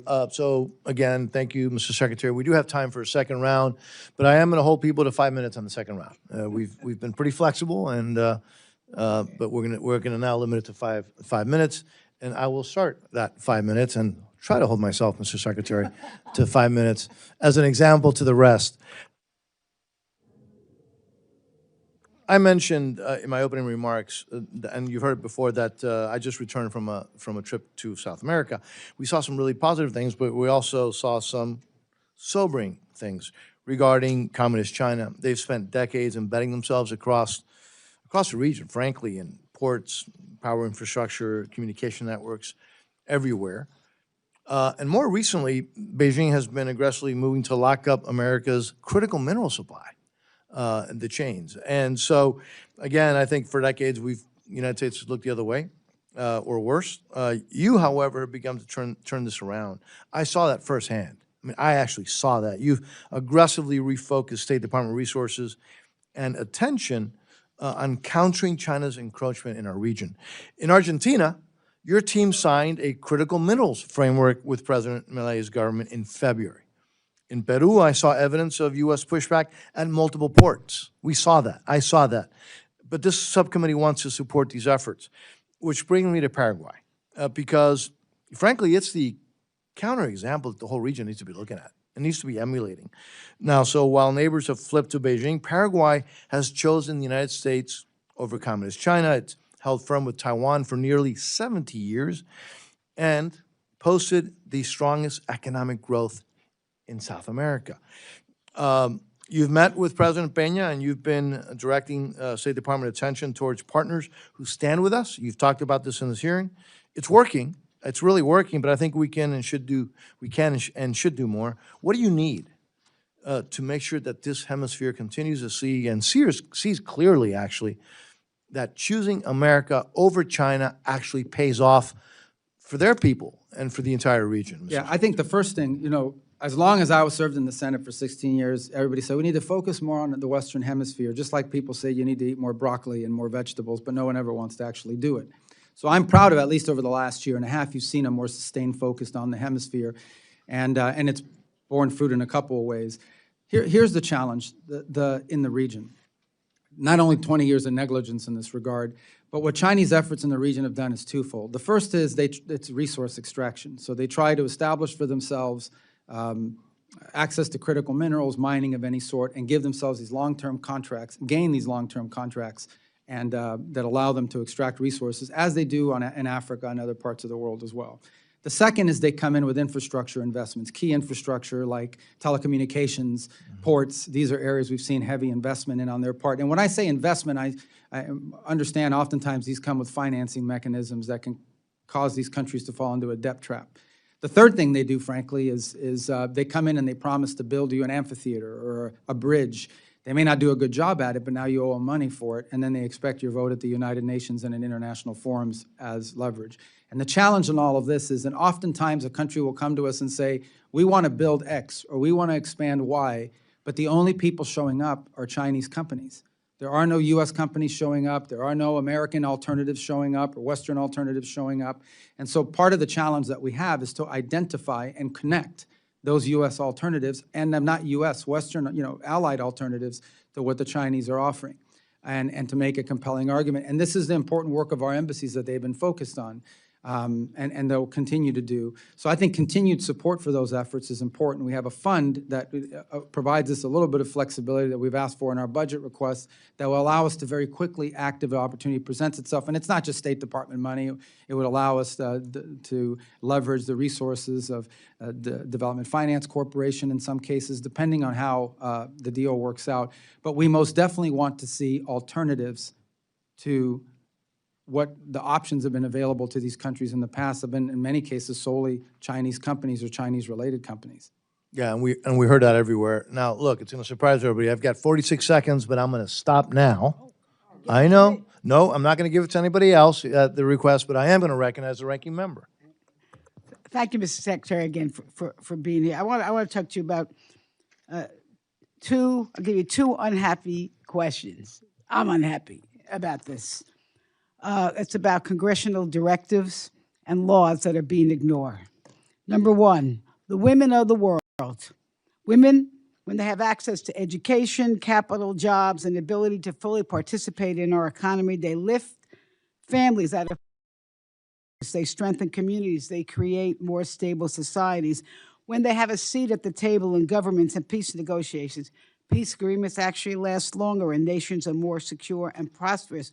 We passed two laws. You were the sponsors, I think, of one of them, Women and Peace Security Act of 2017, the Women's Entrepreneurship and Economic Empowerment Act of 2018. And we have not been able to find anything that's being done at the State Department responsible for having these programs carried out. And then we get this notice. I can't even believe it, from your office. The administration does not have a dedicated strategy to increase engagement by women and girls in democracy, human rights, and governance programs.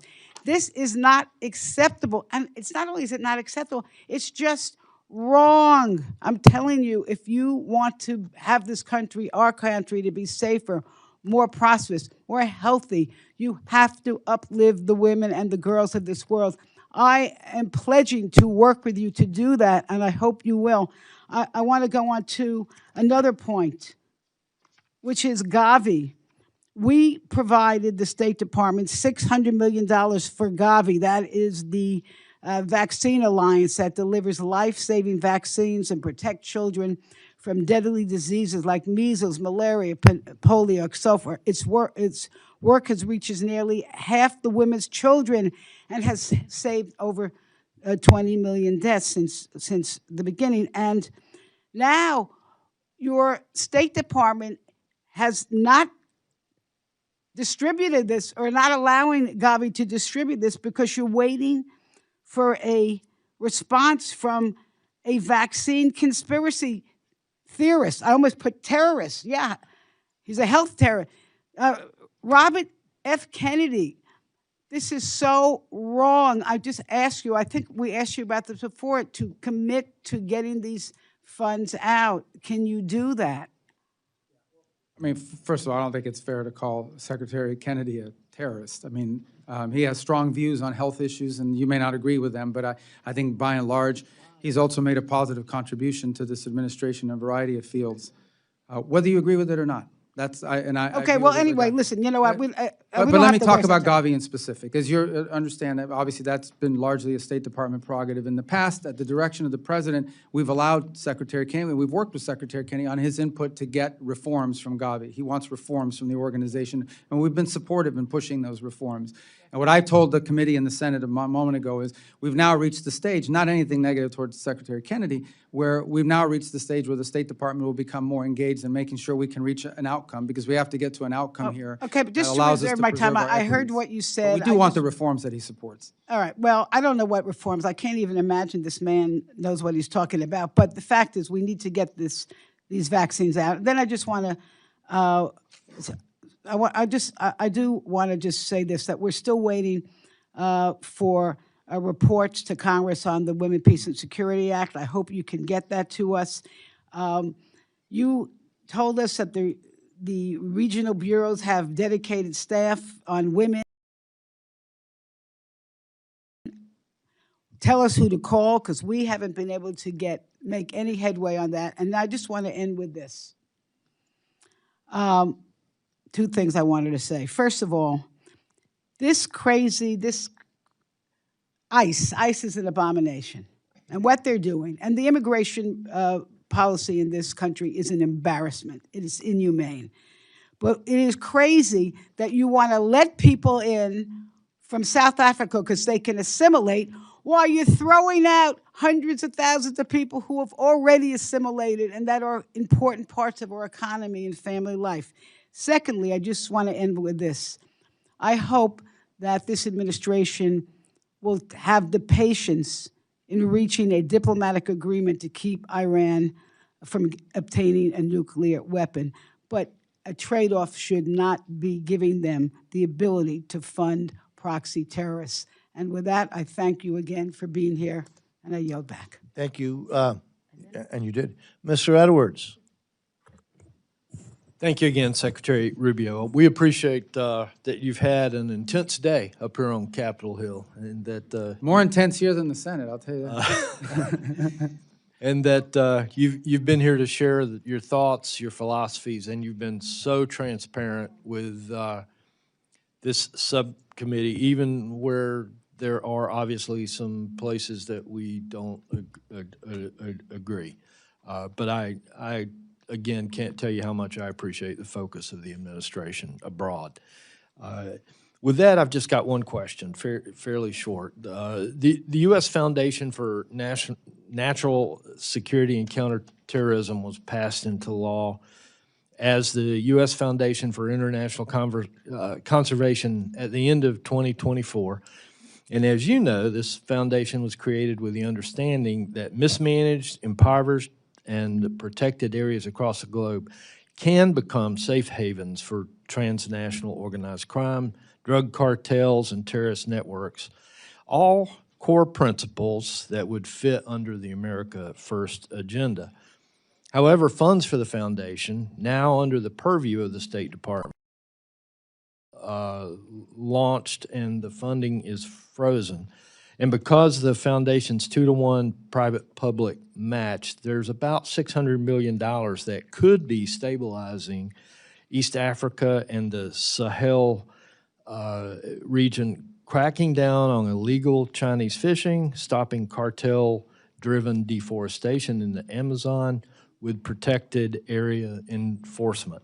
Is this foundation something that you're committed to? And if so, what would need to happen for that to become activated and for the funding to be Well, released? you may correct me if I'm wrong. I think the foundation depends on some appointments that need to happen to there's a governing structure to it that has both presidential and congressional appointments. I think those have not happened yet.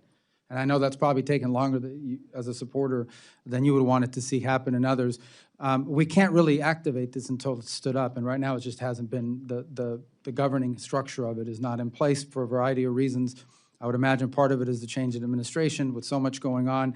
We just haven't gotten to the point where we've gotten, I don't believe we have the congressional appointments either on that. I may be wrong about that, but I don't believe so as well. So let me get back to you on where we stand on these appointments, because having that governing structure in place is what's necessary in order for it to be deployed. I can tell you I've heard a lot about it. It has strong supporters in both the House and Senate in both parties. If I'm not mistaken, I think Senator Graham was involved in this effort in the Senate along with Senator Coons, and I'm not sure who the sponsors were on this side. So we've had numerous inquiries, but we've got to get those appointments before we can activate it. All right, thank you. We'll follow up as well. I yield. Thank you. Ranking Member DeLauro. Thank you, Mr. Chairman. Mr. Secretary, we're currently in the midst of a significant outbreak of a type of Ebola that has no authorized treatment or vaccine. The outbreak is occurring in a region of the world that really is highly insecure, and in the wake of the administration's withdrawal from the World Health Organization, the dismantling of USAID, and the State Department's restructuring of global health engagements, impacting the Centers for Disease Control and Prevention. It is now my understanding that the State Department is now rushing millions of dollars for the response. I would have preferred for funding to be spent on preparedness and detection, just as you outlined in your global health strategy. But here we are, with a growing case counts and people dying. In 2014, in an op-ed, you wrote that it was, quote, inexcusable, end quote, that no senior official had been designated to lead the U.S. Ebola response under President Obama. And today, there is no single designated lead. And the senior National Security Council position responsible for coordinating infectious disease and biosecurity is vacant. Mr. Secretary, who is in charge of the Ebola response, and how is that different from what you called inexcusable in 2014? Yeah. Well, it's different in a couple ways. First of all, our response has actually been faster than the response in 2014, both in the ability to flow funds to our partners in the region and in standing up all kinds of facilities. Let me answer the second question first and then get back to the first. We are, at this time, it's an interagency process in which multiple agencies are involved in this response. The U.S. State Department's taking a lead in some aspects of it, but even Department of War is involved in the sense of flowing, for example, the standing up of this clinic, this observation post in Kenya that will allow us to observe exposed for 21 days. If they are infected, those Americans will be transported to a treatment facility somewhere in Europe or maybe stateside. If after 21 days they're not infected, they continue home. We're standing up that facility. But we flowed, I believe, well over $200 million to partners in this response. This is not a scramble. This is something that broke out in a rural area of a war-torn country and was underreported for over a month. Not because of anything other than the fact that it was in a rural area in a war-torn country that was highly unstable. On your first point about who's in charge, one of the things that's being discussed in the interagency is whether we need to stand up a specific individuals for this specific case. And that's been proposed. There are a couple people being considered. I don't want to use the term Ebola czar, but someone with the qualifications to sort of serve full-time in the coordination of the interagency. In the interim, the interagency has a daily meeting on this, and we at the State Department have a task force 24/7 on it as well. But it would be in keeping with what you talked about in 2014, to have a single person in charge. It's always better to have a point person. I think you would agree. Well, ultimately, that is you're leading the trying to charge, coordinate working multiple with the agencies. Yeah. Because it has to be interagency, but there is one person who is coordinating them, and the information flows through. So apparently, you are thinking about doing that. I think it would be sooner than later, and I would just say that I think in the wake of withdrawing from World Health and dismantling of USAID, I think it has put us in a position of really trying to play catch up on this one, because we should have learned from 2014. Let me just, last year you testified that, quote, "no children are dying on my watch," end quote. Due to the termination of USAID, it has been estimated that the total number of additional child deaths is more than 500,000. While we'll never know the exact number of deaths, I believe that there have been additional child deaths from diarrhea, from malnutrition, from pneumonia, from malaria, and HIV. I would hope that we would really not accept the consequences of the termination of these programs, because it is unacceptable to see that kind of death and destruction, but that we will have learned that we need some of these programs and the apparatus to be in place that help us to prevent these illnesses and be able to respond rapidly so that we can be in the position of the United States of preventing death, particularly amongst the children of the world.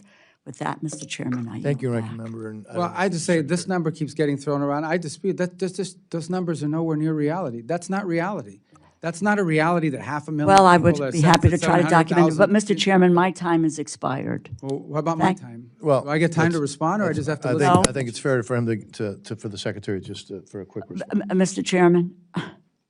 The question was asked, and we've been going a Fine. little bit over. And then if that's the case, I can go back and No, take no, a look we're at all just- the areas in which this is documented, what the losses are, Ranking because I Member. have that information. Thank you. The Ranking Member, you can always submit that to the record if you well desire. and Well, we- I just want to we accept respond it. to that point. 'cause Let's just it's give a important. quick response, and then Yeah, we'll the move quick on. response is this. No country in the world spends more money, not even close, than the United States does on humanitarian assistance. It's not even close. We spend more money, I believe, than the next 3 or 4 countries combined. So I would argue if there are such tragic cases happening, and I'm sure there are around the world, it's not because we're not spending enough money, it's because the rest of the world is not spending enough money. Mr. Chairman, we will- 126,000 children died from diarrhea, Member, if I can ask the Ranking Member- 155,000 from malnutrition. I can ask Ranking Member to suspend, please. Well, We've- but we gave the gentleman a time Well, it was- to you- challenge I can ask- documented information, But how is If I- diarrhea? Wait, solely wait, the hold on, responsibility of the United order. States? because the programs that deal The with Ranking that Member- have been The dismantled. We Ranking spend more Member- money than I anybody hear else. you, Mr. Chairman, Thank and you. I want to be Thank you. responsive. I Thank you. yielded, I ended at my All right. 5 minutes. We will continue. I ended with my 5 minutes. You got your questions. The Secretary, I think, answered it. Now we will go to Mr. Molinar. Thank you, Mr. Chairman. Mr. Secretary, you can add on to whatever you'd like to say further, but I also want to ask if you can, we've learned a lot over the past few years about critical minerals, about reliable supply chains. You've been doing a lot in this area with Pax Silica, Quad Critical Minerals Initials Framework. After you maybe respond, I would love to learn a little bit more about that. Well, I mean, I made my point. My point is we spend more money than anybody else on foreign aid, by far, not even close. And we're going to spend it smarter than we ever have before as well. I mean, part of these health compacts, 32 countries around the world have signed compacts with us that will allow us not just to deal with the acute cases that are occurring, but actually strengthen the health programs of these countries so that they become self-sustaining over time. Some will get there in 5 years, some may take 10. But all these countries love these MOUs because we're building their domestic capabilities to address these challenges. I've always said the best foreign aid program is an aid program that ends because the country doesn't need it anymore. South Korea is a great example. This was a country that was an aid recipient. Today they are an aid donor. We'd love to see that replicated, and these countries that are signing the MOUs love it because they've gone from an era of dependency to an era of self-sustainment that we're helping and partnering with them directly with their healthcare systems.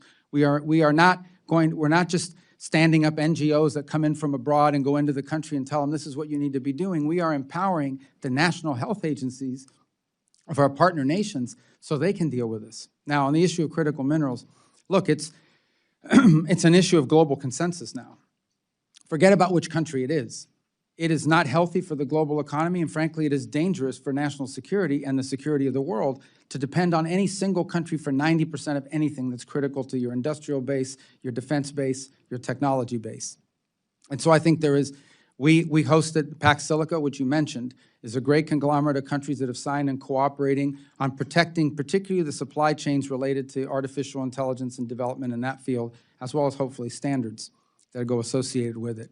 In the field of critical minerals, we had a ministerial, I don't remember, but March or April this year, earlier this year, we had 36 or more countries attend the critical minerals ministerial. And every country you go into today, and at every embassy around the world, critical minerals are a key component of our diplomacy. Not just the access to the raw materials, but the ability to process those materials into a usable product that are critical. And obviously, we are doing that overlaid with a mapping of our vulnerabilities. And I don't say our vulnerabilities, these are the vulnerabilities of Japan, the vulnerabilities of South Korea, the vulnerabilities of the majority of Europe, and frankly, of the world. We simply have a hyper-concentration of whether it's critical minerals or you could add pharmaceuticals to that, concentrated in the hands of one country. And it leaves us dangerously dependent and cannot continue. And dangerously dependent because you can be cut off in a crisis, you can be cut off in a contingency in which they use it against you for leverage. So it's an all-hands-on-deck approach, and I would say almost anywhere you travel in the world, you will find, if you interact with our embassy, that critical minerals and critical mineral agreements and critical mineral cooperation has become central and core focus of our economic diplomacy around the world. Wanted to just follow up on a little bit of a separate issue, but it's something that I know you think about. When you think about Haiti and all they've been through, what more can the administration do? What more can Congress do? What ways does the international community need to step up? Well, on Haiti, we have this gang suppression force which replaced the MSS that was standing there. It'll come at a fraction of the cost to the U.S., about 100-something million versus 800 or 900 million, because other countries have stepped up and donated to it. The force is actually over-recruited. The number of commitments we have for the force is larger than the number of slots we needed available. And the core of it is this. These gangs won't just sit back, these groups won't just sit back and watch gangs operate. This international security force that will be there will be on the ground to take and hold territory from the gangs so that the government can gain in strength, hopefully be able to have an election, but also take back their economic vibrancy. This is an effort that was endorsed at the United Nations. It took a lot of work at the United Nations to get it approved, so that's what's opened the door for all these countries to join it. It's going to be a challenge. Haiti's a very big challenge, but this is the best plan we've had in a long time to address it. It has the support of the international community, not just rhetorical support, but monetary support and troop contributions and police contributions. And we hope it's successful. It has to be successful because there is no plan B at this point.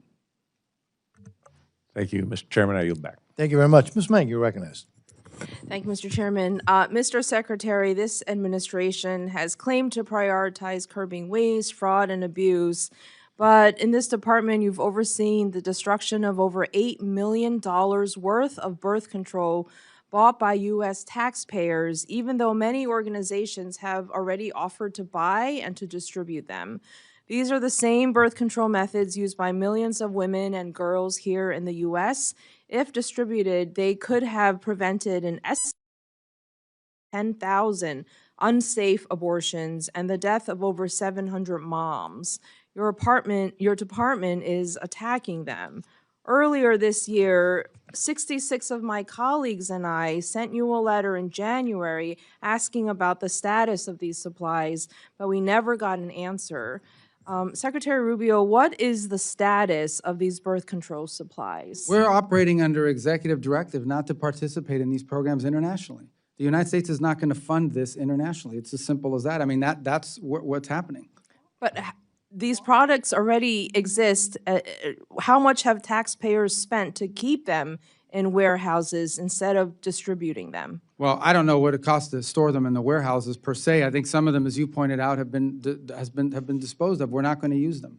The government of the United States is not going to be involved in distributing contraceptive and all these other things around the world. And that's a directive we're operating under from the executive order, and that's not where we're going to prioritize our funding. Okay, these supplies are not damaged, expired, or destroyed. Do you have any issues with them being distributed? We're going to follow the directives that are in place. I have an issue in us being involved in that. That is not what foreign aid in the United States is supposed to be paying for. To be honest, it's not. Foreign aid of the United States should be to advance the national interest of our country, and that's what we're going to focus our resources on. And I know there'll be disagreement. People are, making noises in the background here, but here's the bottom line. Well, look, at the end of the day, that is the policy of this administration, and we're going to execute on that policy. Our foreign aid is going to be about advancing the national interest of the United States. And we don't view that this is in the national interest of the United States. That we don't know what core national interest of the U.S. do these programs advance for us. We're not just making noises. We're concerned about preventable deaths and life-saving measures for women, for girls, for... I understand, but this at an internet, again, the United States, there are a lot of worthy causes and worthy endeavors around the world. The United States government is not a charitable But not women and organization. girls around the world. No, of course women and girls. And every one of our programs, every one of our programs that have to do with foreign aid, be it our work with the Global Fund, be it our work with PEPFAR, be it our work with these MOUs that we have in place on fund, every single one of these involves, I would say in some cases, more women, girls, and children than they do adult males because of the nature of the aid that we're providing.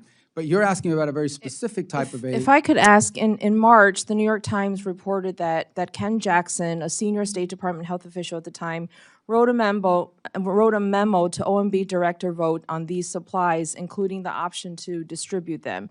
To your knowledge, did Mr. Vogt receive this memo, and did he have anything to do with these decisions? I don't remember that article that you're pointing to or the memo in specific that you're talking about. Do you know if Mr. Vogt had anything to do with the decisions about these Well, we always, supplies? as you guys know, the role that OMB plays, they issue directives on spending to the agencies. That's the role they've always played. That includes in the formulation of the budget we've presented to you. I can't speak specifically about whether he saw that memo or whether someone in his office addressed it. So, I mean, Mr. Secretary, you were here in Congress before. You know that for over 6 decades, in a bipartisan way, the U.S. has supported these international family planning programs. They have saved the lives of tens of thousands of women and girls for pennies on the dollar. Last year, despite Congress directing funding for international family planning programs on a bipartisan basis, you told me, quote, "There is no plan to spend that money. We're not going to be in that business globally. We're not going to do it." Just earlier this year, Congress again funded these programs. I want to know, what is the plan, and under what authority are you refusing to spend taxpayer dollars directed by Congress? Well, again, we're working through directives for this year. We'll be in consultation with your staffs about the ones that we're going to be pursuing, and we'll bring those available to you as we make them. But the policy that you reiterated that said last year is the one I've stated here again today pretty consistently. On the issue of directives that you just asked about, I know the appropriations bill from last year had a number of them, and we'll be working with your staff we haven't finalized yet which ones we have a problem with and which ones we don't, but we'll be doing that here very shortly. Thank you. I yield back. Thank you. Mr. Alford, you're recognized, sir. Well, thank you once again, Chair. Thank you, Secretary. The first World Cup match in the United States of America, I think, is in 9 days. Team Argentina arrived in Kansas City yesterday. We're hosting them. A lot of tourists, or millions of tourists, are coming to the United States of America. Can you talk about what your department has done to get ready for this massive influx of visitors and make sure that cities like Kansas City receive a return on their investment for these events? Well, as you know, we set up an expedited process for visas for people that own the FIFA card. In essence, the FIFA, you have to prove that you have a ticket, you purchased the ticket, you still go through the vetting, you still go through all that process. But you have to prove that you've bought a ticket to a game, not just that you're coming to attend. So that's for the fans' perspective. And so far from what we're interacting now on a daily basis with FIFA and the World Cup people, we feel really good about the processing. There are a couple places that might be more challenging, but by and large, if you own a FIFA ticket and you've registered through that program, you will receive expedited processing to make sure you can attend matches in the United States. Obviously, it's also being hosted by Canada and Mexico, so that provides some level of complexity because some of the matches might begin in Mexico and wind up finishing in the U.S. But nonetheless, we feel pretty good about where we stand on that. In the case of the athletes and the teams themselves, obviously that's been handled separately. They're applying differently. They're still going through the same vetting by and large, but for the most part, we have not had any reports of any teams having a struggle to get here, except for, I will highlight this. The Iranian team has chosen to stay in Mexico as opposed to the United States.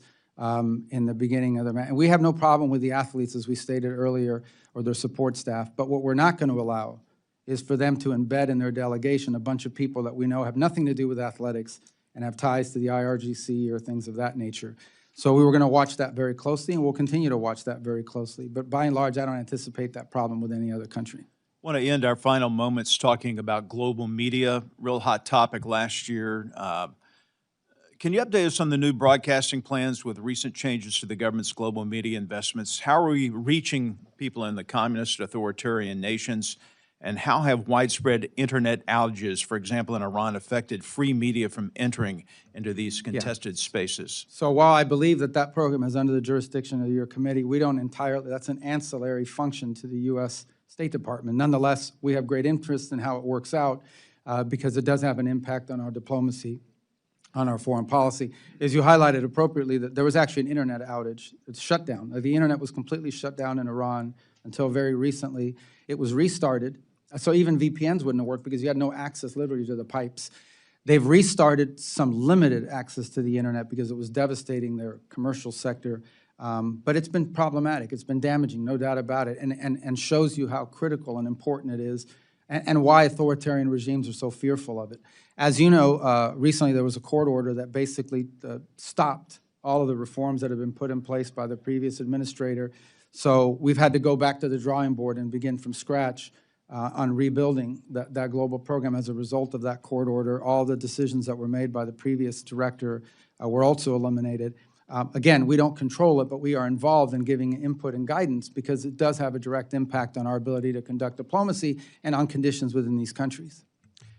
Got a minute 30 left. I want to ask one last question. I'm going to pivot back to Gaza just a bit because there's been some allegations made that maybe we aren't living up to our commitment to this 20-point plan.